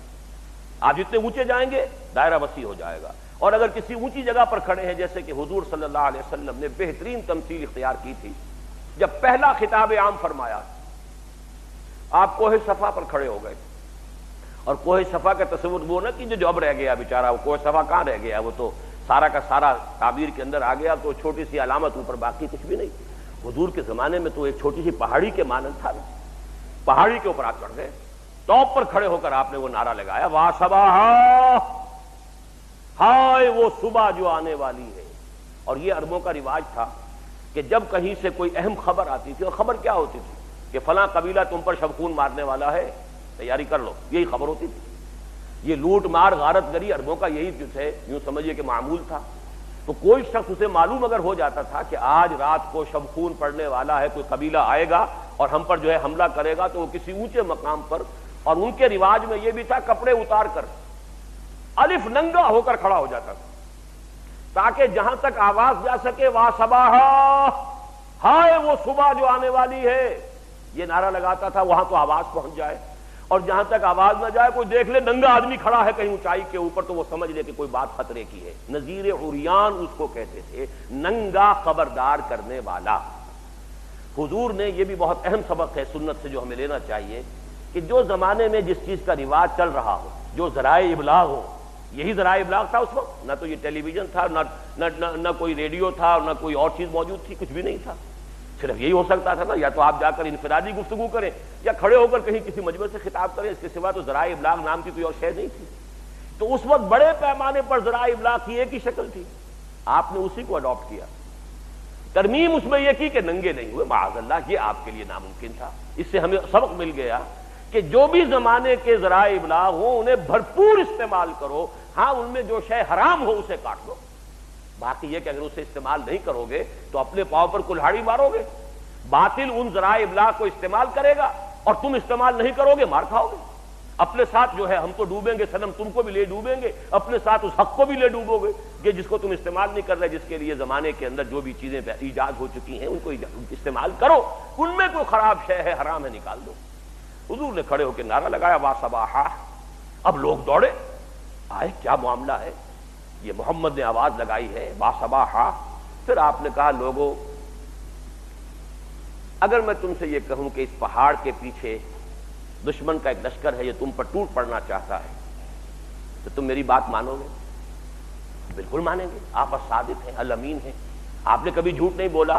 اور پھر آپ اونچی جگہ کھڑے ہیں، یہ دیکھیے نوٹ کیجیے اس لفظ نبون کو، آپ اونچی جگہ کھڑے ہیں، پہاڑ کی چوٹی پر جو شخص ہے وہ دونوں طرف دیکھ رہا ہے، ادھر کیا ہے ادھر کیا ہے، جو ادھر ہیں انہیں پہاڑ کے پیچھے کیا ہے نظر نہیں آ رہا۔ یہ ہے مقام نبوت۔ نبی اس مقام پر ہے، عالم دنیا اور عالم اخرى، عالم آخرہ، بیک وقت دونوں کو دیکھ رہا ہے، اسی لیے وہ عالم آخرہ کی خبر دے رہا ہے صلی اللہ علیہ وسلم۔ تو نبیٌ چاہے یہ نبأٌ سے مشتق ہو اور چاہے نبوٌ سے مشتق ہو، دونوں کا حاصل کیا ہے؟ خبریں دینا، وہ خبریں دینا جن تک عام لوگوں کی رسائی نہ ہو سکے۔ یا تو ان کا تعلق عالم غیب سے ہے، جنت ہے، دوزخ ہے، عالم آخرہ ہے، عالم برزخ ہے جو ہمارے لیے عالم غیب ہے، فرشتے ہیں، عالم غیب، اور یا وہ کہ جو ابھی حالات کے پردے کے اندر چھپے ہوئے ہیں، مستقبل کے پردے میں چھپے ہوئے ہیں، ہماری نگاہ وہیں نہیں جا رہی ہے۔ ان دونوں کی خبر دینا اصل میں گویا کہ نبی کے جو بنیادی لفظ ہے، جو اس کی جو اصطلاح ہے، اس کے اندر یہ چیز از خود مضمر ہے۔ اسی اعتبار سے جیسے میں نے آپ کو سورہ روم کی آیات سنائی کہ یہ معاملہ جو ہے یہ تو حضور صلی اللہ علیہ وسلم کی حیات طیبہ کے ابتدائی دور کا ہے، اور ایک ایسی پیشن گوئی جو 9 سال کے اندر ٹھیک یومئذ یفرح المؤمنون، اہل ایمان کو بھی اس روز یہ معاملہ دونوں طرف ہو جائے گا کہ ادھر رومیوں کو فتح حاصل ہو جائے گی ایرانیوں پر، ادھر اہل ایمان کو فتح حاصل ہو جائے گی مشرکین مکہ پر۔ اسی طرح سے یہ آیات جو ہے ذرا نوٹ کیجئے، یہ سورہ انبیاء جو ہے اس کے اختتام سے 2 آیات اور اس کے شروع کی 3 آیات میں نے آج آغاز میں تلاوت کی ہیں۔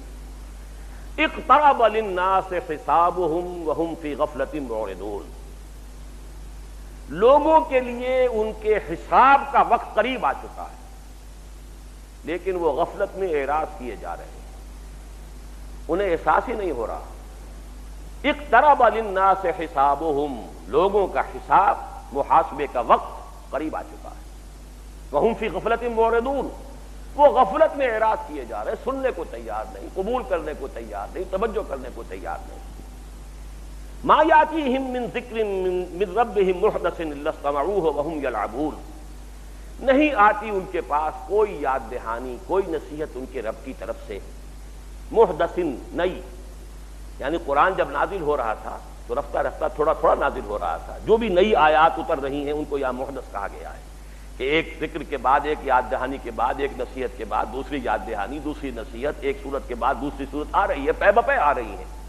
لیکن ان کا یہ حال ہے الا استمعوا وهم یلعبون، سنتے تو ہیں لیکن کھیلتے ہوئے، ہنسی ٹھٹے، سنجیدگی سے غور نہیں کرتے، سوچ بچار نہیں کرتے، استہزاء کرتے ہیں، تمسخر کرتے ہیں۔ لاہیۃ قلوبہم، ان کے دل جو ہیں لہو میں، غفلت میں، عیش پرستی کے اندر بالکل گم ہو چکے ہیں۔ وہ اسروا النجویٰ، اور وہ علیحدگی میں جا کر خفیہ ایک دوسرے سے باتیں بھی کرتے ہیں۔ الذین ظلموا، یہ ظالم لوگ، هل ھذا الا بشر مثلکم، یہ شخص آخر کیا ہے سوائے تمہارے جیسے انسان کے، تم ہی جیسا انسان ہے نا۔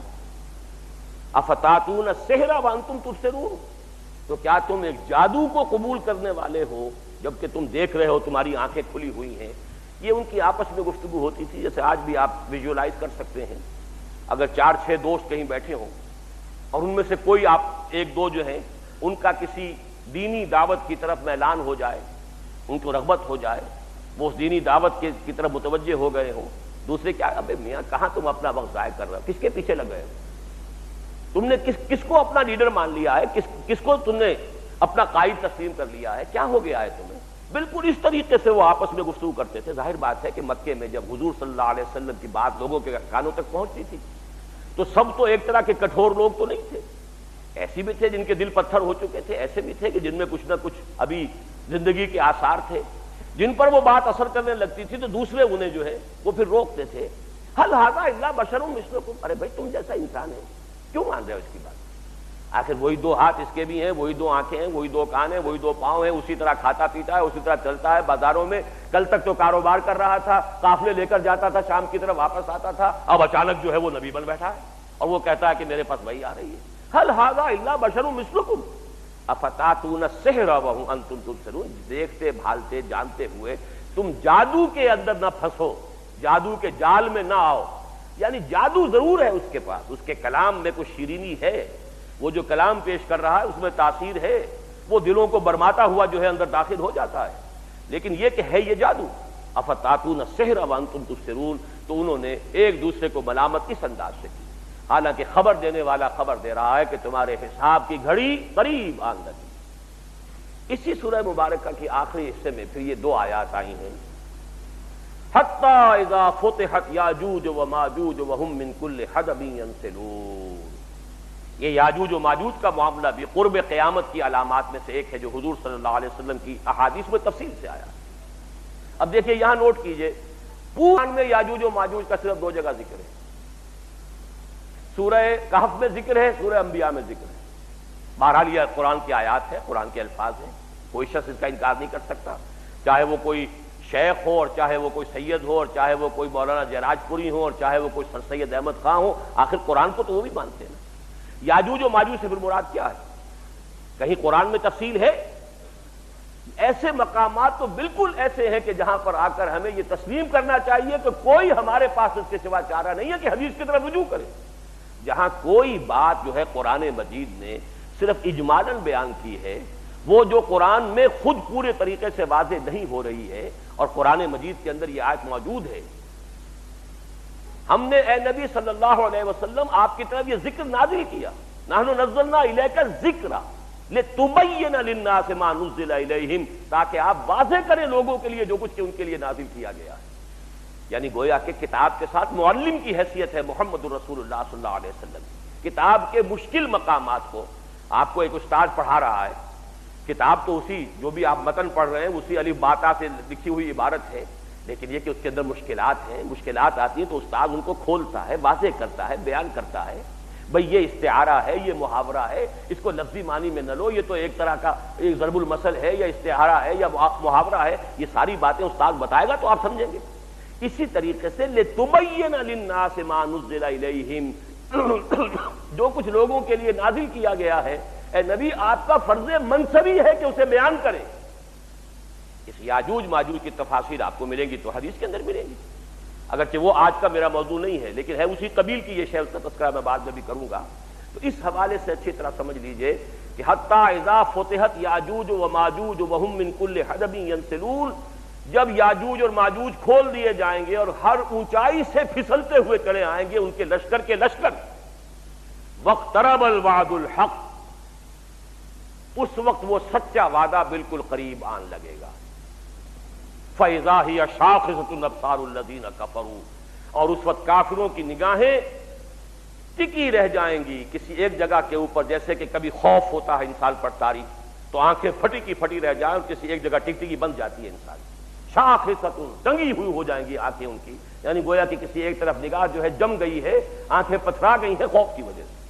فَإِذَا هِيَ شَاخِصَةٌ أَبْصَارُ الَّذِينَ كَفَرُوا يَا وَيْلَنَا قَدْ كُنَّا فِي غَفْلَةٍ مِّنْ هَٰذَا بَلْ كُنَّا ظَالِمِينَ، ہائے ہماری شامت وہ کہیں گے ہم تو ان چیزوں سے غافل ہی رہے، غفلت میں پڑے رہے، بلکہ ہم ظالم تھے، ہم نے اپنے اوپر ظلم کیا، ہمیں تو یہ چیزیں بتائی گئی تھی، ہم نے ان کی طرف توجہ نہیں کی، محمد الرسول اللہ نے سارے حقائق کھول دیے تھے، ہم نے ادھر التفات ہی نہیں کیا۔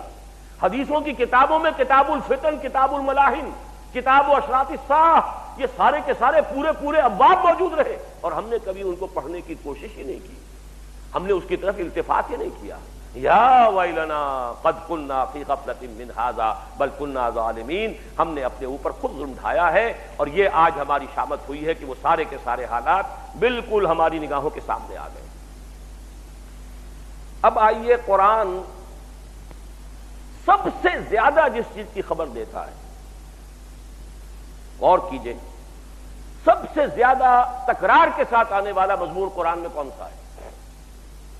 قیامت۔ مکی صورتوں تو یوں سمجھیے کہ مکی صورتیں 2/3 قرآن بنتی ہیں، اور اس کا اگر آپ انالیسس کریں گے تو کم سے کم 2/3 کا 1/3 تو صرف قیامت کے حالات کے اوپر مشتمل ہے۔ قیامت ایک بہت بڑا واقعہ ہے، ایک بہت بڑا سانحہ ہے کہ جو اس کائنات کے اندر آنے والا ہے۔ اہم ترین خبر قرآن نے دی ہے قیامت کی۔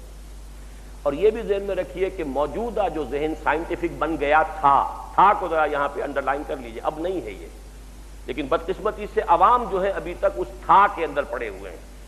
اس تھا سے مراد یہ ہے کہ ایک دور وہ تھا جبکہ نیوٹونین ایرا جو کہلاتا ہے فزکس کا، سائنس قطعی ہے، اس کے قوانین قطعی ہیں، مادہ اور انرجی دو علیحدہ علیحدہ چیزیں ہیں، مادہ انڈسٹرکٹیبل ہے، اسے فنا نہیں کیا جا سکتا، یہ تمام چیزیں تھیں۔ نیوٹن کی فزکس جب شروع ہوئی ہے، یہ لاز آف موشن ہیں، ان کے اندر کہیں کوئی فرق اور تفاوت نہیں آ سکتا۔ یہ تمام جو قوانین طبیعیہ تھے جو ہم نے پڑھے ہیں، FSC کے زمانے میں ہم نے بھی پڑھے اور آپ سب نے بھی پڑھے ہوں گے، یہ نیوٹن کا دور ہے، اور وہ در حقیقت کہا جاتا ہے کہ جدید طبیعیات کا بابا آدم ہے۔ جب تک اس کی طبیعیات کا دور رہا، کیسے مان لے کہ یہ دنیا ختم ہو جائے گی؟ تو بڑا محکم نظام ہے، کیسے مان لیں کہ ختم ہو جائے گی؟ میٹر انڈسٹرکٹیبل ہے، اور اتنا بڑا میٹر، یہ کائنات، یہ سارا کا سارا مادہ کہاں فنا ہو جائے گا؟ کیسے ختم ہو جائے گا؟ ہیہات لما توعدون، جیسے کفار کہا کرتے تھے، قریش کہتے تھے مکے کے، نہیں ہونے والی باتیں نہیں، انہونی بات ہے، انہونی بات ہے، انہونی بات ہے، نہیں ہو سکتا۔ یہ ساری باتیں جو ہے جدید ذہن کے اندر، سائنٹیفک ذہن میں الجھ گئی تھی، یہیں ٹھوکر کھائی تھی سر سید احمد خان نے۔ بھائی جن ہمیں نظر نہیں آتے، کیسے مان لیں کہ جنات کا بھی کوئی وجود ہے؟ نظر نہ آنے والی تو ایک شے تو ہم مان سکتے ہیں کہ اللہ ہے، کوئی ایک شے ہے جو نہیں ہمیں نظر آتی، اور کوئی شے ہم نہیں مان سکتے جو نظر نہ آتی۔ جن نظر نہیں آتا ہم نہیں مانتے، روح نظر نہیں آتی ہم نہیں مانتے، فرشتہ نظر نہیں آتا ہم نہیں مانتے۔ یہ سارا اس نیوٹونین دور کی فزکس کا فساد ہے، اور عوام الناس آج بھی اسی ذہن کے ہیں۔ وہ تو جو اصل میں فزکس کے جو اصل طالب علم ہیں، جن کا یہ شعبہ ہے، وہ جانتے ہیں کہ وہ زمانہ ختم ہوا، نیوٹونین فزکس جو ہے اس کا جنازہ نکل چکا، یہ آئنسٹائن کا ایرا ہے، اب کوئی شے قطعی رہی نہیں، ہر شے ریلیٹو ہے، ہر شے اضافی ہے، کسی شے کے اندر ایبسلیوٹ ہونے کا کوئی تصور ہی نہیں۔ مادہ اور انرجی کی ڈوئلزم جو ہے، سنویت ختم ہو چکی، مادہ انرجی میں کنورٹ ہو جاتا ہے، انرجی مادے میں کنورٹ ہو جاتی ہے، اور مادہ جو ہے انڈسٹرکٹیبل نہیں رہا، زمانہ ہی ختم ہوا، وہ سارا دور ختم ہو چکا۔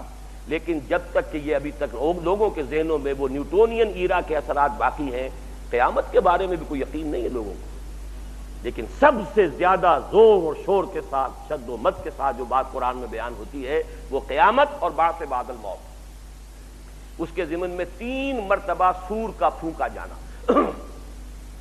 پہلا نفخہ نفخہ فزع کہلاتا ہے۔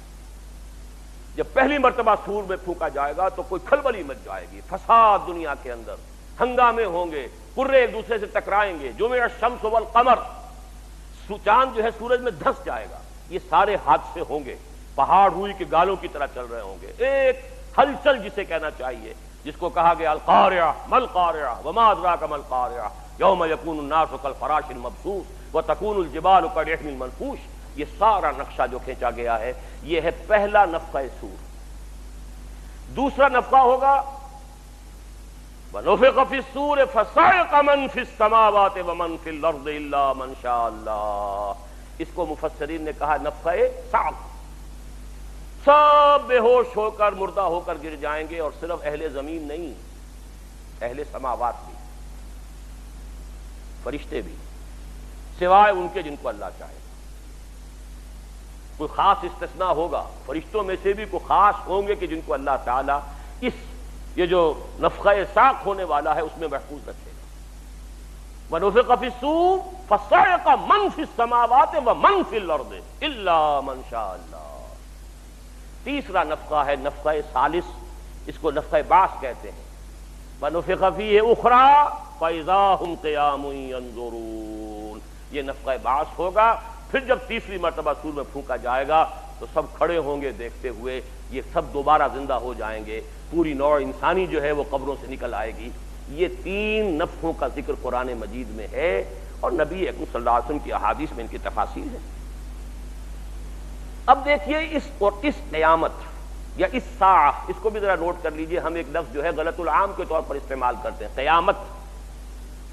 یہ بیان جو میں نے ابھی کیا ہے، اس میں پہلے مرحلے کو قیامت نہیں کہتے، ہاں ہم اردو میں اسے قیامت کہتے ہیں، عربی میں اور قرآن میں اسے الساعہ کہا گیا ہے۔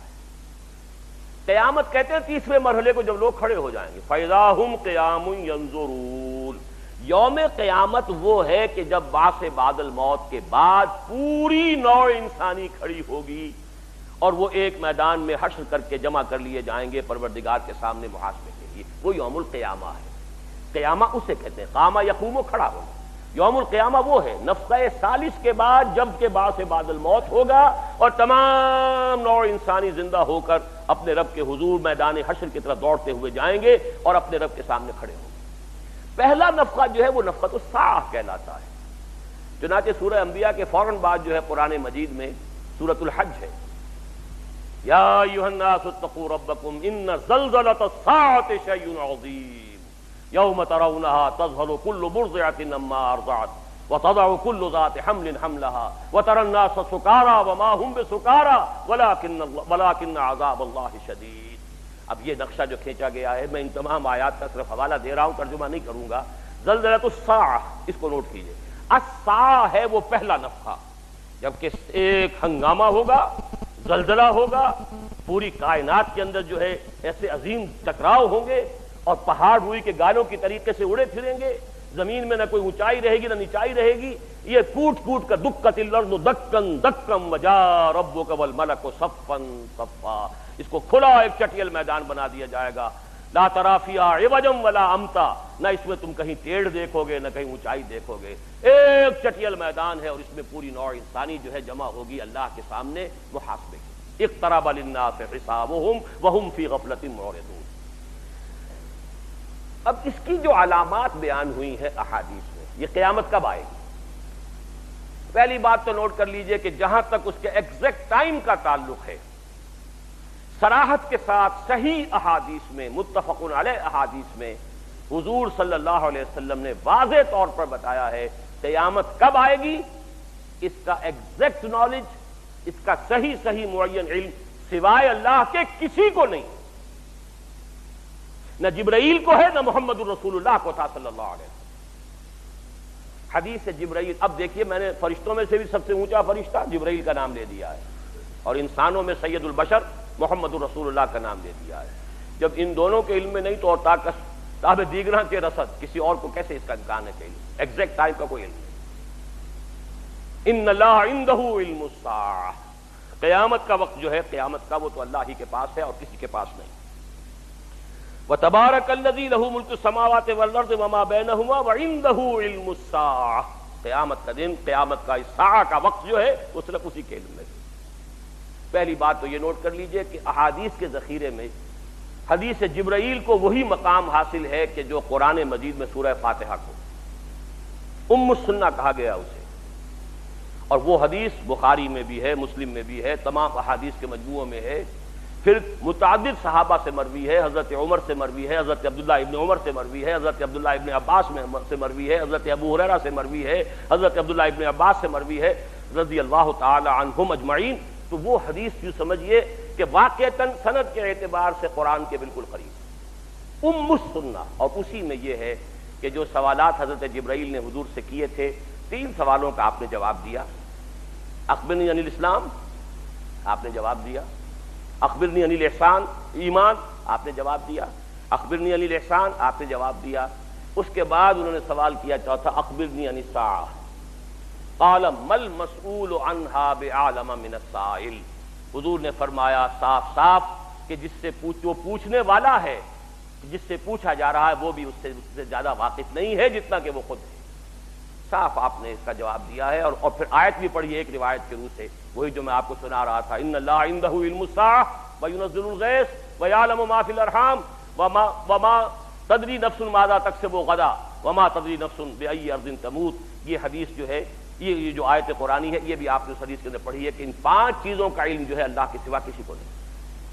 یہ سمجھ لیجئے کہ جہاں تک قیامت کے وقوع کا تعلق ہے، اس سے زیادہ شدنی، اس سے زیادہ اٹل، اس سے زیادہ یقینی شے کوئی نہیں، لیکن جہاں تک اس کے عین وقوع کے وقت کا تعلق ہے، اس کا علم اللہ کے سوا کسی کو نہیں۔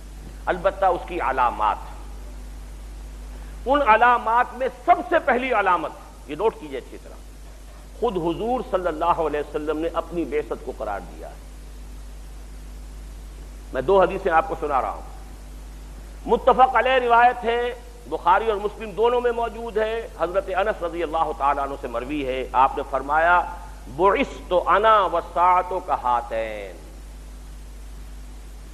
میں جو مبعوث کیا گیا ہوں، میں جو رسول بنا کر بھیجا گیا ہوں، تو میں اور قیامت ایسے ہیں۔ آپ نے اپنی ان 2 انگلیوں کو جوڑ دیا، یہ سبابہ اشارہ کرنے والی انگلی اور درمیانی انگلی، کہاتین، جس طرح یہ دونوں جڑی ہوئی ہیں، بالکل اسی طرح میری بعثت اور قیامت یہ آپس میں جڑے ہوئے۔ اب اس کی ایک تعویل ہے، وہ یہ ہے کہ میرے اور قیامت کے درمیان کوئی اور نبی نہیں، انا آخر المرسلین وانتم آخر الامم، اب میں آخری رسول ہوں اور تم آخری امت ہو، میرے اور قیامت کے درمیان کوئی فصل نہیں ہے، گویا کہ میری نبوت اور میری امت اور قیامت کے مابین اب کوئی اور نبوت اور کوئی اور امت حائل نہیں ہوگی۔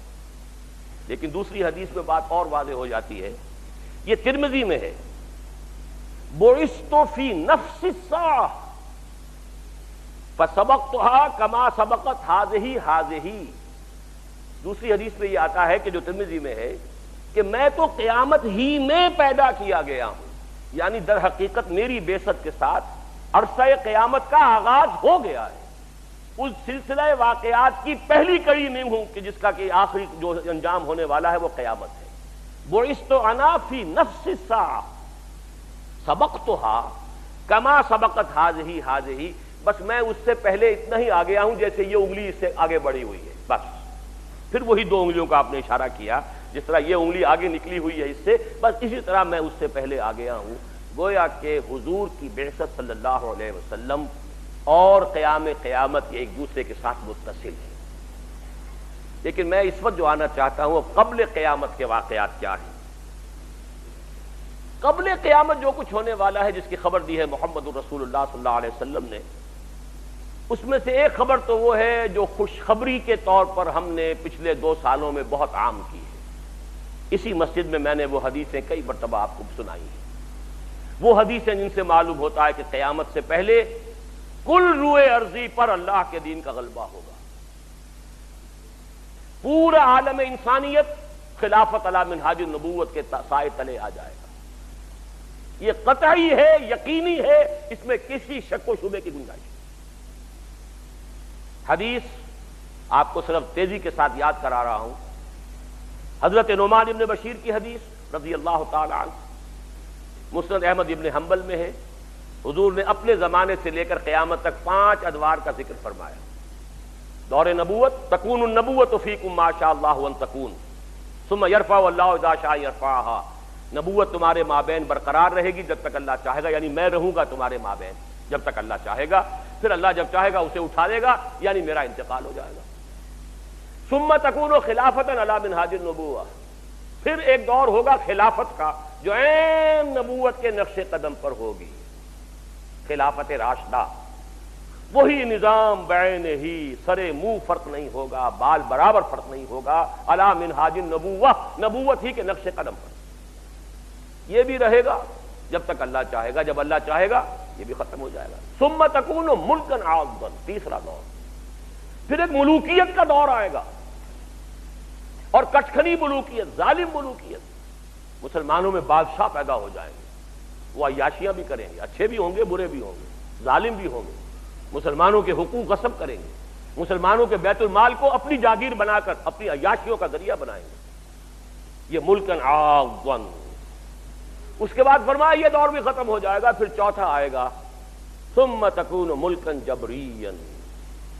پھر ملوکیت ہوگی غلامی کے ساتھ. پہلے بادشاہ تھے، مسلمان تو تھے، بابر تھا، اکبر تھا، کوئی بھی تھا، مسلمان تو تھے، برے بھی تھے اچھے بھی تھے، مسلمان تو تھے. اس کے بعد تم تاج برطانیہ کے غلام ہو گئے، یا کہیں فرانسیسیوں کے غلام ہو گئے، کہیں اطالویوں کے غلام ہو گئے. ثم تکون ملکن جبریا فتکون ما شاء اللہ ان تکون. یہ بھی رہے گا جب تک اللہ چاہے گا، پھر یہ بھی ختم ہو جائے گا. پھر آخری دور فرمایا ثم تکون خلافت علی منہاج النبوہ. پھر نبوت کے نقش قدم پر خلافت کا نظام آئے گا. یہ پانچواں دور آ کر رہے گا. ابھی چوتھے دور کے ہم درمیان میں پہنچے، کئی مرتبہ میں واضح کر چکا ہوں، زیادہ وقت صرف نہیں کرنا چاہتا. براہ راست حکومت ہماری ختم ہو چکی ہے. کولونیل رول جو ہے اس نے اپنا بستر لپیٹ لیا ہے. فوجیں چلی گئی ہیں برطانوی اور ولندیزی، لیکن ان کا سارا کنٹرول ابھی باقی ہے. بلکہ حال ہی میں جو میں نے تقریر کی ہے لاہور میں، اس میں تو وہ غالب کا وہ مصرع میری زبان پر آیا کہ دم لیا تھا نہ قیامت نے ہنوز، پھر تیرا وقت سفر یاد آیا. ابھی وہ کولونیل رول پوری طرح ختم نہیں ہوا تھا کہ نیو ورلڈ آرڈر، اب یہ دوسری ایک طوفانی لہر جو آ رہی ہے پورے عالم اسلام کے اوپر اپنا تسلط جمانے کے لیے، اور ہم تقریباً اس کی گرفت میں جا چکے ہیں. اپنے لیے تقریباً کہہ رہا ہوں، عالم عرب تو جا چکا، ختم ہو چکا پورا عالم عرب. لے دے کر ایک وہ سوڈان باقی ہے، باقی یہ کہ وہ ایک جس کو پاگل آدمی دنیا میں بنا دیا گیا ہے، یہ سمجھا جاتا ہے وہ لیبیا ہے. کوئی اہمیت نہیں، کوئی حیثیت نہیں. عالم عرب پورا کا پورا اس شکنجے میں کسا جا چکا. یہود کے سامنے سرنگوں، چاہے حسن ہو چاہے حسین ہو. کتنی بڑی بدقسمتی ہماری، یہ دو نام حسنین رضی اللہ تعالی عنہما، شاہ حسن اور شاہ حسین، اور دونوں کو دونوں اسرائیلیوں کے سامنے سرنگوں. بہرحال عالم عرب گیا، یہ دوسرا جو پھندا آ رہا ہے. لیکن جو خبر ہے اچھی وہ یہ ہے، خوشخبری یہ ہے کہ بہرحال یہ دور ختم ہوگا، رہے گا نہیں.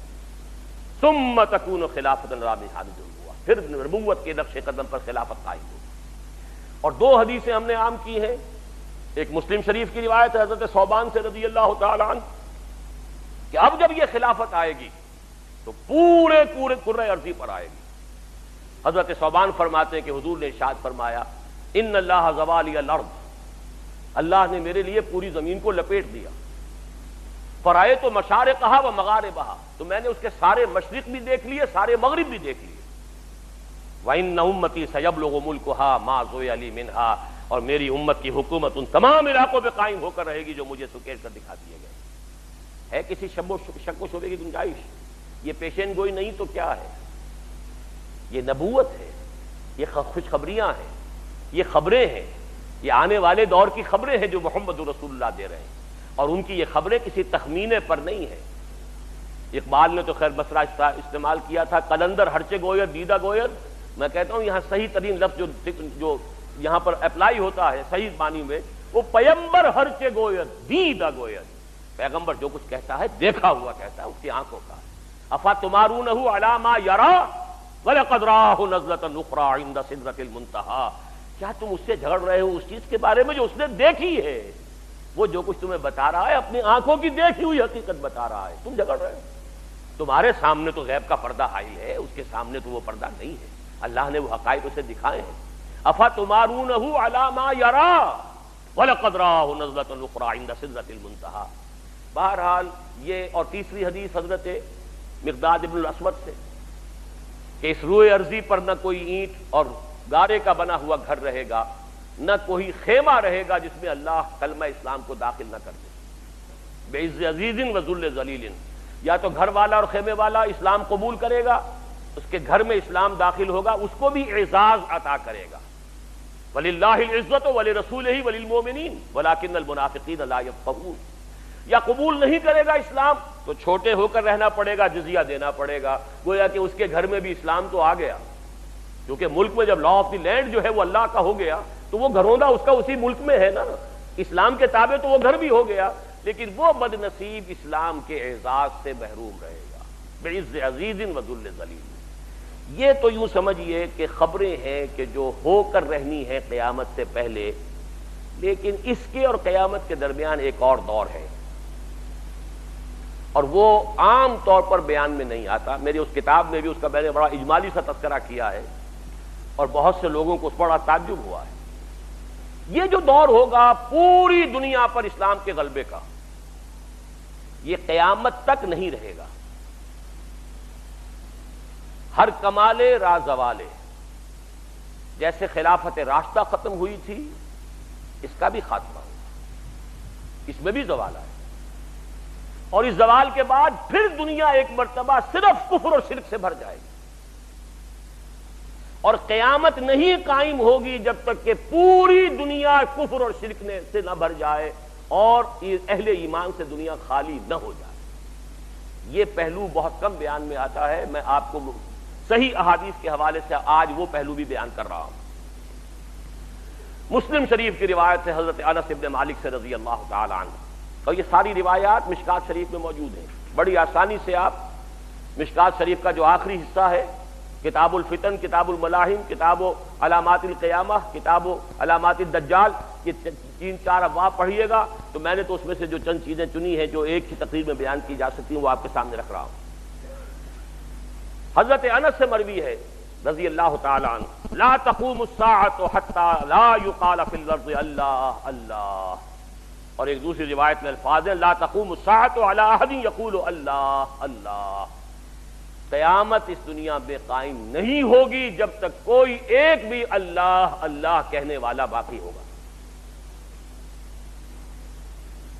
اللہ پر ایمان اور اللہ کا ذکر کرنے والوں سے دنیا جب خالی ہو جائے گی تب قیامت آئے گی۔ یہ حدیث مسلم شریف کی۔ دوسری حدیث مسلم ہی میں ہے، عبداللہ ابن مسعود سے رضی اللہ تعالی عنہ، لا تقوم الساعة الا على شرار الخلق، یہ قیامت کھڑی نہیں ہوگی، قیامت کی یہ سختیاں، زلزلۃ الساعۃ شیء عظیم، یہ کیفیات جو ہیں یہ نہیں آئیں گی مگر صرف شریر لوگوں کے اوپر۔ اللہ تعالیٰ اپنے اہل ایمان کو ان سختیوں سے بچا لے گا۔ یہ جو قیامت کا زلزلہ آئے، یا ایھا الناس اتقوا ربکم ان زلزلۃ الساعۃ شیء عظیم یوم ترونها تذهل كل مرضعة عما ارضعت وتضع كل ذات حمل حملها وترى الناس سکارى وما هم بسکارى ولكن عذاب الله شدید۔ یہ جو زلزلۃ الساعہ ہے اس کی سختیوں سے اللہ تعالیٰ اہل ایمان کو بچا لے گا۔ کوئی صاحب ایمان دنیا میں اس وقت موجود نہیں ہوگا جبکہ قیامت قائم ہوگی۔ اب سنیے تیسری حدیث جو ان دونوں کا رشتہ جوڑنے والی ہے۔ غلبہ دین، خلافت علی منہاج النبوہ، کل روئے ارضی پر اللہ کا دین، اللہ کے نظام خلافت کا قیام، اور اس کے بعد پھر وہاں سے ایمان اور اسلام کا خاتمہ۔ یہ تیسری حدیث جو میں آپ کو سنا رہا ہوں یہ حضرت عائشہ ام المومنین عائشہ رضی اللہ تعالی عنہا سے مروی ہے۔ حضور نے ایک روز فرمایا لا يذهب الليل والنهار حتى يعبد اللات والعزى، رات اور دن ختم نہیں ہوں گے جب تک کہ دوبارہ لات اور عزیٰ کی پرستش شروع نہ ہو جائے۔ رات اور دن کا ختم نہ ہونا یعنی یہ سلسلہ اس کائنات کا جو بھی اس وقت کا دنیا کا نظام ہے وہ قیامت کی طرف آپ نے استعارہ کیا ہے، رات اور دن ختم نہیں ہوں گے، یعنی یہ نظام جو ہے نظام شمسی اور اس کے ساتھ جو زندگی کا نظام وابستہ ہے یہ ختم نہیں ہوگا، قیامت نہیں آئے گی جب تک کہ دوبارہ لات اور عزیٰ کو نہ پوجا جانے لگے۔ قل تو حضرت عائشہ فرماتی میں نے عرض کیا یا رسول اللہ، اے اللہ کے رسول صلی اللہ علیہ وسلم، کنت لاظن حین انزل اللہ، اب وہ آیت آ رہی ہے هو الذی ارسل رسولہ بالہدی ودین الحق لیظہرہ علی الدین کلہ ان ذلک تاما۔ اب حضرت عائشہ عرض کرتی ہیں کہ حضور میں تو یہ سمجھی تھی کہ جب یہ آیت نازل ہوئی کہ وہی ہے اللہ جس نے بھیجا اپنے رسول کو صلی اللہ علیہ وسلم الہدی اور دین حق دے کر تاکہ وہ غالب کر دے کل کے کل دین پر، تو میرا تو گمان یہ تھا کہ اس کے بعد یہ کیفیت رہے گی ہمیشہ ہمیش، یہ کیفیت کبھی ختم نہیں ہوگی، اللہ کا دین جب غالب ہوگا تو غالب رہے گا تا قیام قیامت۔ میں یہ گمان نہیں کر سکتی تھی کہ دوبارہ پھر لوگ کفر اور شرک کے اندر یہاں تک کہ لات اور عزیٰ کی پرستش کی طرف مائل ہو جائیں گے۔ قال، اب حضور نے جواب دیا انہ سیکون من ذلک، ہوگا، یہ تو ہوگا، اللہ کا دین غالب ہو جائے گا، باطل ختم ہو جائے گا، اللہ کا دین پوری دنیا پر غالب آئے گا، اللہ کا نظام خلافت قائم ہو جائے گا ماشاء اللہ، لیکن یہ رہے گا جب تک اللہ چاہے گا۔ ثم یبعث اللہ ریحا طیبۃ، پھر اللہ تعالیٰ ایک بڑی ہی خوشگوار ہوا چلائے گا۔ نوٹ کیجئے الفاظ، ریحا طیبۃ، بڑی خوشگوار خوش آئند ہوا چلائے گا۔ فتوفى كل من كان في قلبه مثقال حبة من خردل من ایمان، جس سے کہ انتقال ہو جائے گا، موت واقع ہو جائے گی ہر اس انسان کی جس کے دل میں ذرہ برابر رائی کے دانے کے برابر بھی ایمان ہوگا۔ فَيَبْقَى مَن لَا خَيْرَ فِيهِ، پھر زمین میں وہی لوگ رہ جائیں گے جن میں کوئی خیر نہیں ہوگا۔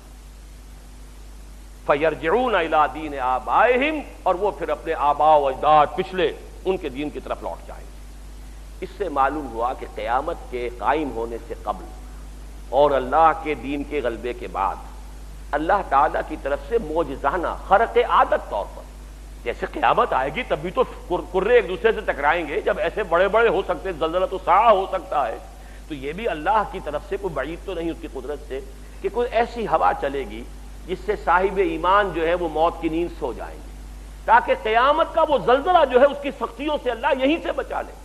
نہ صرف یہ کہ انہیں آخرت میں بچانا ہے آگ سے، اور نہ صرف یہ کہ آخرت میں بچانا ہے اسے حشر کی سختیوں سے، نہ صرف یہ کہ وہاں کی جو ہے آخرت کی تمام سختیوں سے اللہ اہل ایمان کو بچائے گا، اہل ایمان میں سے کسی کو اس قیامت زلزلۃ الساعہ کی جو سختیاں ہیں ان میں بھی مبتلا نہیں کرے گا۔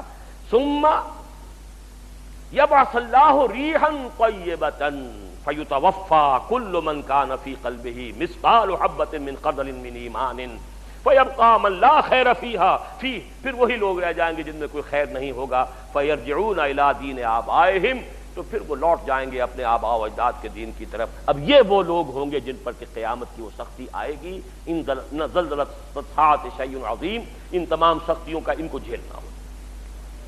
اب آئیے تیسرا، اس سے قبل کیا ہوگا؟ قیامت ہوگی، یہ تو قرآن مجید کی سب سے زیادہ اہم خبر۔ ایک وقت آئے گا یہ پہاڑ روئی کے گالوں کی طرح ہوں گے، زمین چٹیل میدان ہوگی، تمام انسان جو ہے پھر دوبارہ بھی زندہ کیے جائیں گے، لیکن اس سے پہلے جو ہے بہرحال وہ زلزلۃ الساعہ آ کر رہے گا۔ اس سے پہلے دنیا سے اہل ایمان کا خاتمہ ہوگا۔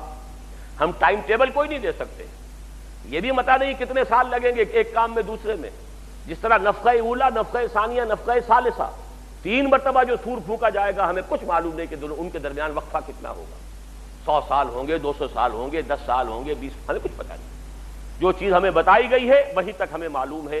سبحانک لا علم لنا الا ما علمتنا، اور اللہ نے ہمیں سکھایا، یا قرآن میں بتایا یا محمد الرسول اللہ کے ذریعے سے بتایا، ہمارے نزدیک دونوں ایک ہیں، ان دونوں میں کوئی فرق نہیں۔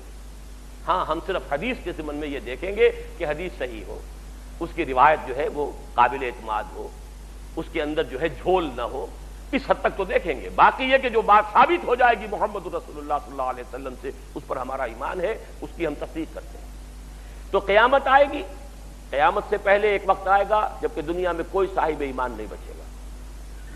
اس سے پہلے ایک وقت آئے گا جبکہ پوری دنیا پر اللہ کے دین کا غلبہ ہوگا۔ اس سے پہلے کیا ہوگا؟ یہ اس سے پہلے والا معاملہ ہے جو آج کے میرے عنوان میں ہے، دجالی فتنہ، المسیح الدجال، الدجال الاکبر۔ اس کے ضمن میں کتاب الفتن پڑھیے۔ اب میں خاص طور پر آپ حضرات کو اس طرح راغب کر رہا ہوں، اس لیے کہ میرے سامنے ایک بہت بڑے عالم دین نے، ایسے عالم دین جو مدرس ہیں، حدیث پڑھاتے ہیں، یہ واقعہ میرے ساتھ بیتا ہے، بنو میں بیتا ہے۔ جب میں نے یہ حدیث نعمان ابن بشیر کے ایک جلسے میں پڑھی ہے، بعد میں گفتگو ہوئی، انہوں نے کہا کہ یہ تو حدیثیں ہمیں بھی معلوم نہیں، اس لیے کہ ہمارے مدرسوں میں بھی سارا جو حدیث کا درس ہوتا ہے وہ سب وہ شروع کے جو فقہی ابواب ہیں، وضو کے اور نماز کے اور روزے کے اور یہ اور وہ جس میں اختلافات ہیں مسلمانوں کے، سارا وقت صرف ہو جاتا ہے ان پر، یہ احادیث کے ابواب تو ہم پڑھتے ہی نہیں۔ اگر یہ حال علماء کا ہے اور ایک عالم دین خود اس کا اعتراف کرتا ہے، مدرس ہے، کہ ہماری توجہ ہی نہیں، تو اب عام آدمیوں کو کیا کہوں، خاص طور پر جن کے ذہنوں میں سر سید کے دور سے شروع ہونے والے فکر نے، کہ جو اپنے انتہائی عروج کو پہنچا ہے غلام احمد پرویز کی تحریروں میں، جن کے ذہنوں تک وہ زہر رسائی کر چکا ہے کسی درجے میں، اب ان کو تو میں اور کیا کہوں گا اگر علماء کا حال یہ تابع دیگرہ کے رسد. اس لیے میں کہہ رہا ہوں کہ ان احادیث کا مطالعہ کیجئے، ان ابواب کا مطالعہ کیجئے، غور و فکر کیجئے. یہ چیزیں ہیں اور اس لیے بتائی ہیں محمد رسول اللہ صلی اللہ علیہ وسلم نے. معاذ اللہ آپ کوئی کاہن تو نہیں تھے کہ خبریں دے کر کوئی نذرانے وصول کرتے ہوں. کیوں یہ پیشن گوئیاں کی؟ کس لیے بتایا ہے؟ کوئی اس میں ہمارے لیے خیر تھا؟ جیسے سنگھائے میل ہوتے ہیں، آپ اگر کسی راستے پر جا رہے ہیں اور آپ کو کچھ دیر کے بعد پھر نشان مل گیا کہ ہاں اب یہ فلاں میری منزل 20 میل رہ گئی ہے، تو ایک تو یہ بھی صحیح پتہ لگ جاتا ہے آپ کو کہ میں صحیح راستے پر ہوں. اس سے پہلے دو راہ آیا تھا، پتہ نہیں سڑک میں کوئی غلط تو نہیں مڑ آیا. وہ نشان میل جب آتا ہے، سنگ میل جب آتا ہے، تو آپ کو نہ صرف فاصلے کا پتہ چلتا ہے بلکہ یہ بھی یقین ہو جاتا ہے کہ میں صحیح راستے پر ہوں. تو یہ تمام واقعات سنگھائے میل ہیں اور ہمیں اپنی دونوں آنکھیں کھولنی چاہیے، قرآن اور سنت اور قرآن و حدیث کی دو آنکھیں، کہ جن سے ہم ان تمام نشانات راہ کو دیکھ سکیں. اور ہمارے سامنے وہ جس کو اقبال نے کہا ہے چشمہ ہے میری آنکھ کا خاک مدینہ و نجف. میں کہا کرتا ہوں کہ میری جو آنکھ ہے اس کا سرما قرآن اور حدیث رسول ہے صلی اللہ علیہ وسلم. یہ دو آنکھیں ہیں جن سے ہمیں حالات کو دیکھنا ہے، جس سے سارا نظر آ رہا ہے کہ کیا ہو رہا ہے، کیوں ہو رہا ہے، کس طرح ہو رہا ہے، یہ اسرائیل کیسے بن گیا، یہ مسلمانوں پر کیا آفت کیوں آ گئی، کس لیے آ گئی، حالات کدھر جا رہے ہیں، زمانے کا رخ کیا ہے، آنے والے کیا حالات ہیں، what are the coming events which are casting their shadows before. ان تمام چیزوں میں بصیرت حاصل کرنی ہے تو آپ کو ان احادیث کا مطالعہ کرنا چاہیے. ان میں ہے یہ کتاب الفتن، کتاب الملاحم، الملحمۃ العظمی. ایک خبر دی گئی ہے تاریخ انسانی کی عظیم ترین جنگ، جس میں اتنے انسان مریں گے کہ پرندے اڑتے چلے جائیں گے، انہیں زمین پہ اترنے کی جگہ نہیں ملے گی، لاشیں ہی لاشیں ہوں گی. چھک کر پندہ گرے گا تو لاشوں پر گرے گا. یہ حدیث کے الفاظ ہیں. اور یہ الملحمۃ العظمی یہ نوٹ کر لیجئے. اعظم کہتے ہیں سب سے بڑی. یہ جنگ عظیم دو ہوئی ہیں ابھی تک، جنگ عظیم اول، جنگ عظیم دو. عظیم ہے یہ، اعظم ابھی آنے والی ہے. وہ تھرڈ ورلڈ وار جس کی دنیا میں باتیں ہو رہی ہیں، گفتگو ہوتی ہے، یہ موضوع رہی ہے دنیا کے اندر. اسی کے لیے ساری ہو رہی ہے یہ کہ کہیں ہمارے سوا کسی کے پاس ایٹم بم نہ ہو جائے. یہ ساری جو بھی جد و جہد ہو رہی ہے، یہ رابین رافیل صاحبہ جو ہیں جو فرقی بنی ہوئی پھر رہی ہیں ادھر سے ادھر، ادھر سے ادھر، یہ ساری کس لیے ہیں؟ کسی مسلمان ملک کے پاس جو ایٹمک طاقت نہیں ہونی چاہیے. حالانکہ ان کے پاس تو ایٹمک طاقتوں کے اسٹاک پائلز ہیں. ایک آدھ دو چار بم ہم کو بنا بھی لیں گے تو اس سے کون سی قیامت آ جائے گی؟ لیکن نہیں، they don't want to take any risk. Gulf کی وار میں آپ نے دیکھا ہوگا کسی ایک امریکی کو مرنے نہیں دینا انہوں نے. چند امریکی مر گئے تھے تو سپر پاور، دنیا کی سپریم پاور جو ہے وہ اٹھا کر اپنا سارا بوریا بستر لپیٹ کر چلی گئی تھی صومالیہ سے، اس لیے کہ امریکی کی جان جو ہے وہ بہت قیمتی ہے. لہذا اگر کہیں ایٹم بم کسی مسلمان کے پاس ہوا، ہمارے پاس 1000 ایٹم بم ہو، ہم انہیں نسیہ منسیہ کر دیں، لیکن ان کا ایک ایٹم بم بھی ہوگا تو ہمارے بھی تو کوئی نقصان ہو جائے گا نا، وہ بھی نہیں ہم نے ہونے دینا. یہی وجہ ہے کہ عراق کی جنگ میں انہوں نے دو بدو جنگ کی نوبت ہی نہیں آنے دی. وہ ہوائی جہاز اور وہ ان کے جو ذرائع تھے، پیٹریوٹک میزائل نکال کے لے آئے کہ اسکڈ میزائل جو ہے وہ تو اس کا زیرو ہو گیا. بہت بڑا غرہ تھا اسکڈ میزائل کا، اسکڈ میزائل کے اوپر غرہ تھا صدام حسین کو کہ میں تباہی مچا دوں گا. اور ابھی تک اس سے پہلے پیٹریوٹک میزائل انہوں نے رونمائی نہیں کی تھی، اس کی عین وقت کے اوپر لائے. Zero Scud missile zero. اس حوالے سے ان کے جو ہتھیار ہیں کس کس طرح کے ہیں، کس کس طریقے سے، وہ تو انشور کرنا چاہتے ہیں ہمارا کوئی آدمی نہ مرے، باقی ساری دنیا ہمارے تلے آ جائے، لیکن یہ نہیں کہ ہم اپنے کسی جان کا نقصان برداشت کرنے کو تیار. اس کے لیے یہ ساری بھاگ دوڑ ہو. تو جان لیجئے الملحمۃ العظمی، یہ تاریخ کی عظیم ترین جنگ جس کی خبر دی ہے محمد الرسول اللہ صلی اللہ علیہ وسلم نے. پھر مہدی، عرب میں ایک فطور رونما ہوگا، اور یہ میرا گمان ہے، میں جہاں اپنا گمان ہے وہ علیحدہ عرض کر رہا ہوں. میرا گمان ہے کہ شاہ فہد کے انتقال کے فوراً بعد اس کا سلسلہ شروع ہو جائے گا. ابھی تک یہ سعودی ڈائنیسٹی اس لیے قائم ہے کہ ان کے ہاں ایک روایت بڑی پختہ ہے، اور وہ روایت یہ ہے کہ جیسے ہی ایک بادشاہ فوت ہوتا ہے، جو ولی عہد پہلے سے معین تھا وہی لازماً از خود بادشاہ بن جاتا ہے، اور اگلے ولی عہد اور دوسرے ولی عہد ان کا فیصلہ اسی وقت ہو جاتا ہے، تاکہ پھر کوئی جھگڑا نہ ہو.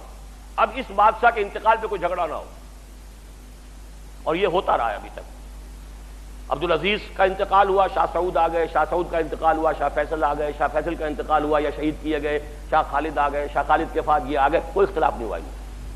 اب اختلاف کی جڑ امریکہ ڈال رہا ہے کہ اب جو ولی عہد ہے عبداللہ وہ امریکہ کو پسند نہیں ہے، امریکہ کی پسند آئے گی، وہاں پر آڑے آئے گی، لیکن یہ روایت ٹوٹی اور خون ریزی کا ایک دور سعودی عرب کے اندر شروع ہو جائے، اور اسی میں وہ سارا ہنگامہ احادیث میں تفصیل سے پڑھ لیجیے کہ پھر اللہ تعالیٰ کسی ایک مسلمان صاحب ایمان کو اللہ تعالیٰ اٹھائے گا، وہ پھر قیادت کرے گا عربوں کی، اور پھر ان کے ساتھ جو ہے وہ جنگوں کا سلسلہ شروع ہوگا۔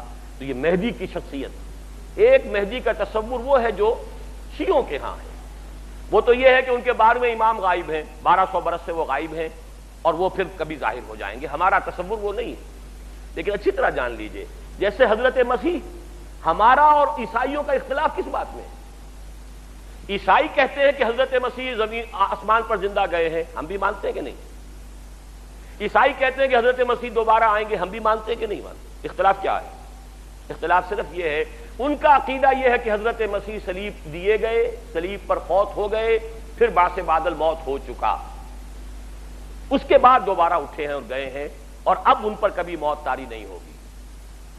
ہمارا عقیدہ یہ کہ نہیں، حضرت مسیح سولی نہیں دیے گئے، ان کی جگہ کوئی اور شخص سولی چڑھ گیا ہے، ولیکن شبہ لہم، اور وہ زندہ اسی طرح آسمان پر اٹھا لیے گئے ہیں، وہ آئیں گے، پھر ان پر موت واقع ہوگی، وہ شادی بھی کریں گے، ان کی اولاد بھی ہوگی، وہ دنیا میں رہیں گے، اور پھر حضور نے خبر دی ہے کہ وہ میرے ہی حجرے میں، حجرہ عائشہ میں دفن ہو گئے، اور یہاں سے میں اور وہ دونوں ابو بکر اور عمر کے درمیان اٹھیں گے قیامت کے دن، بعث بعد الموت میں ایک طرف ہمارے ابو بکر ہوگا، ایک طرف عمر ہوگا، اور ہم دونوں، میں اور مسیح دونوں اسی جگہ سے اٹھیں گے۔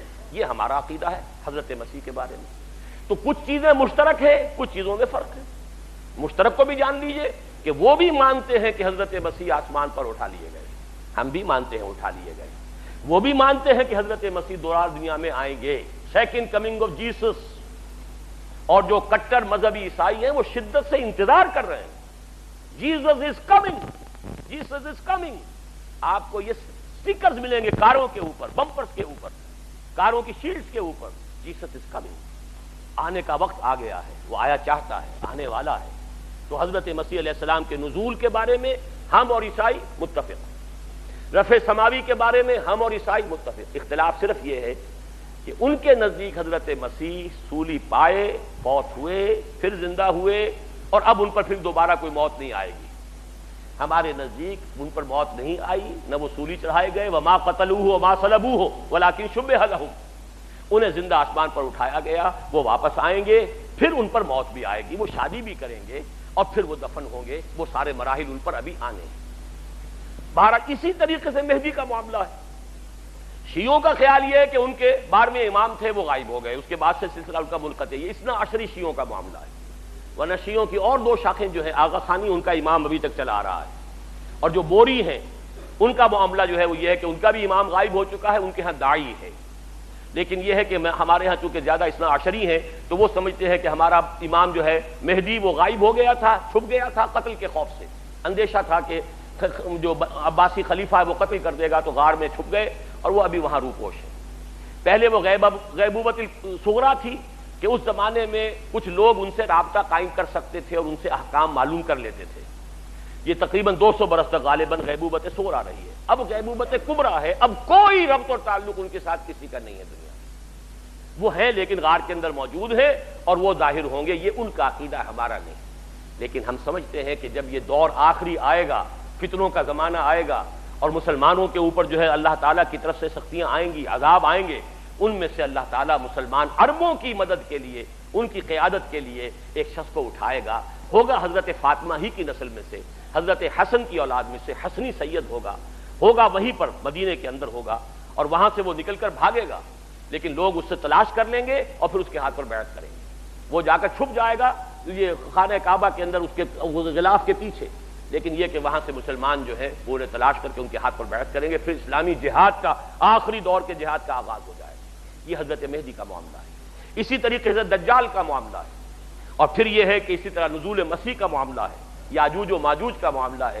یہ ساری وہ خبریں ہیں جو اس دور سے متعلق ہیں، جو خلافت علی منہاج النبوہ کے عالمی غلبے اور دین حق کے عالمی غلبے سے قبل ہونے والے واقعات ہیں۔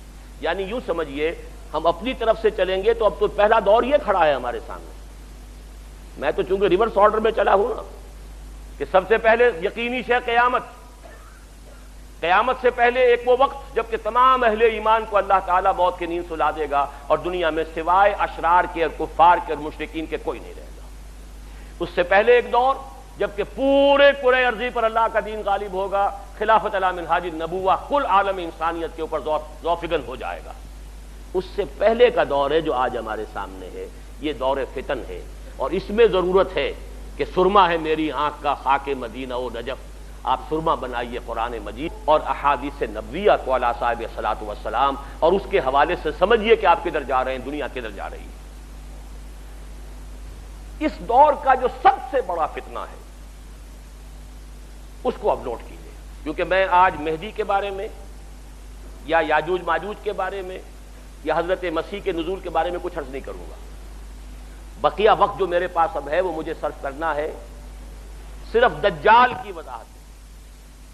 ان تمام ادوار میں دور الفتن, دور الملاحم, الملحمۃ العظمی, ظہور مہدی, نزول عیسیٰ, یاجوج ماجوج, ان سب میں اس پورے عرصے میں عظیم ترین فتنہ جو ہے اس کا نام قرآن کی زبان میں دجال, حدیث کی زبان میں دجال ہے.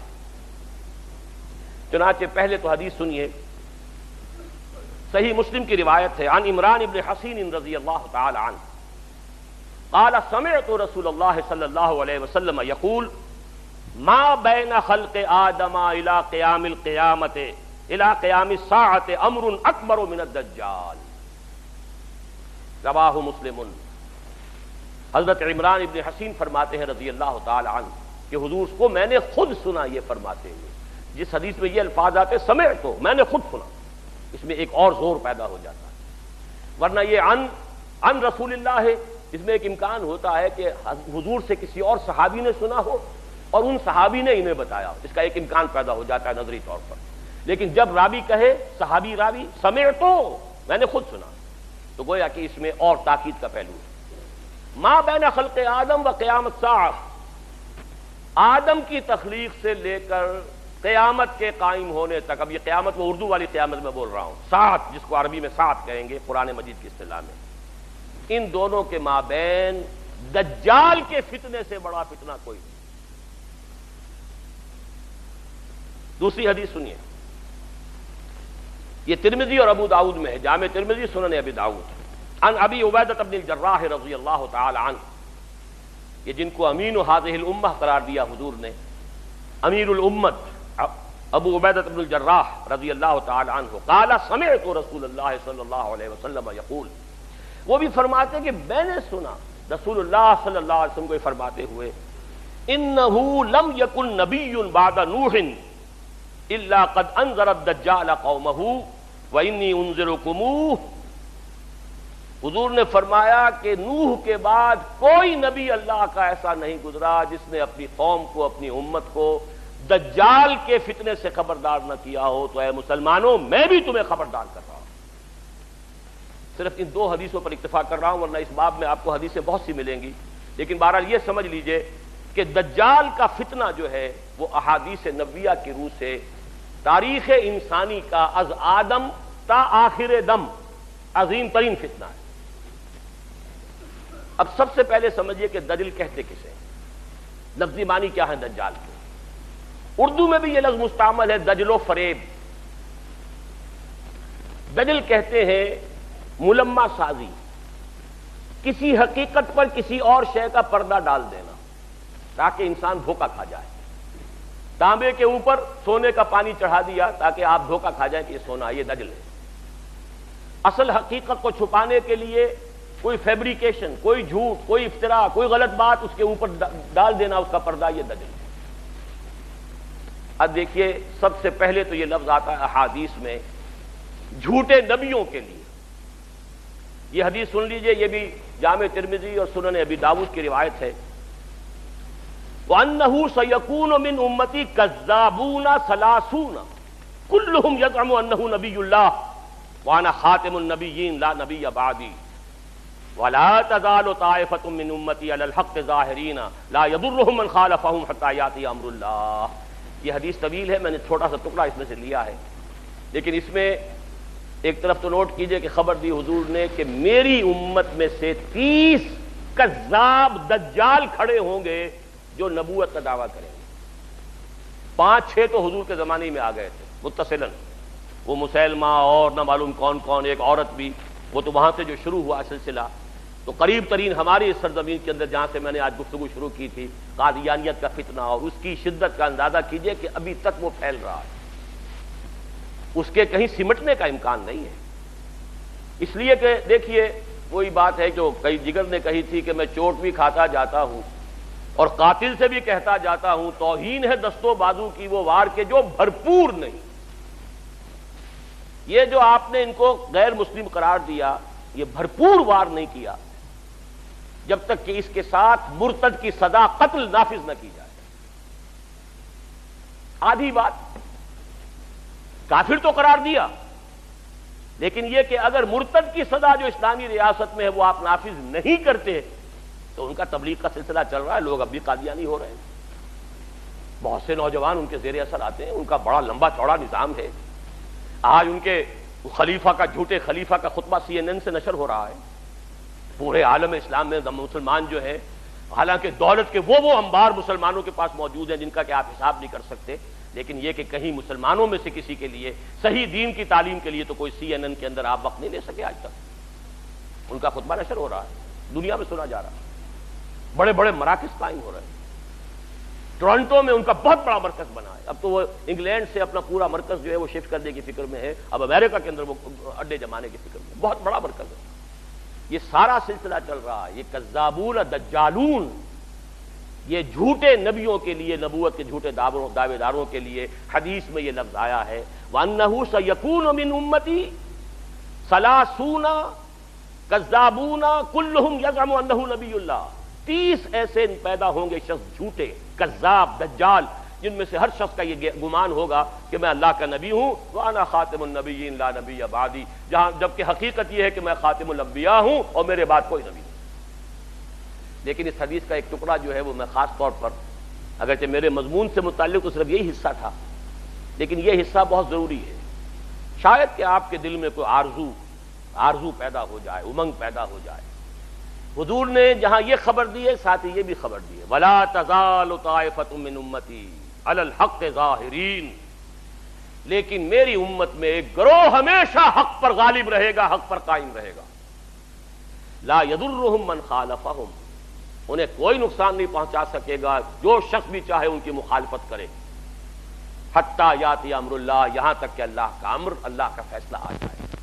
یہ بہت بڑی خوشخبری ہے، یہ امت کبھی بھی گمراہی پر جمع نہیں ہوگی، ایسا کبھی نہیں ہوگا جیسے کہ عیسائیت جو ہے تثلیث پر جمع ہو گئی، حالانکہ بہت طویل عرصے تک ایسے بھی موجود رہے حضرت عیسیٰ علیہ السلام کے ماننے والے جو خالص موحد تھے، تثلیث کے قائل نہیں تھے، لیکن یہ کہ یہ امت جس طریقے سے اب جمع ہو چکے، اب کوئی عیسائیت کی ڈینومینیشن ہو، کوئی چرچ ہو، وہ پروٹیسٹنٹس ہوں، وہ کوئی گریک چرچ ہو، کوئی آرتھوڈاکس چرچ ہو، پروٹیسٹنٹس ہوں، کیتھولکس ہو، کوئی ہو، سب کے سب تثلیث کے اوپر سب کے سب متفق، توحید ان کے ہاں سے جا چکی۔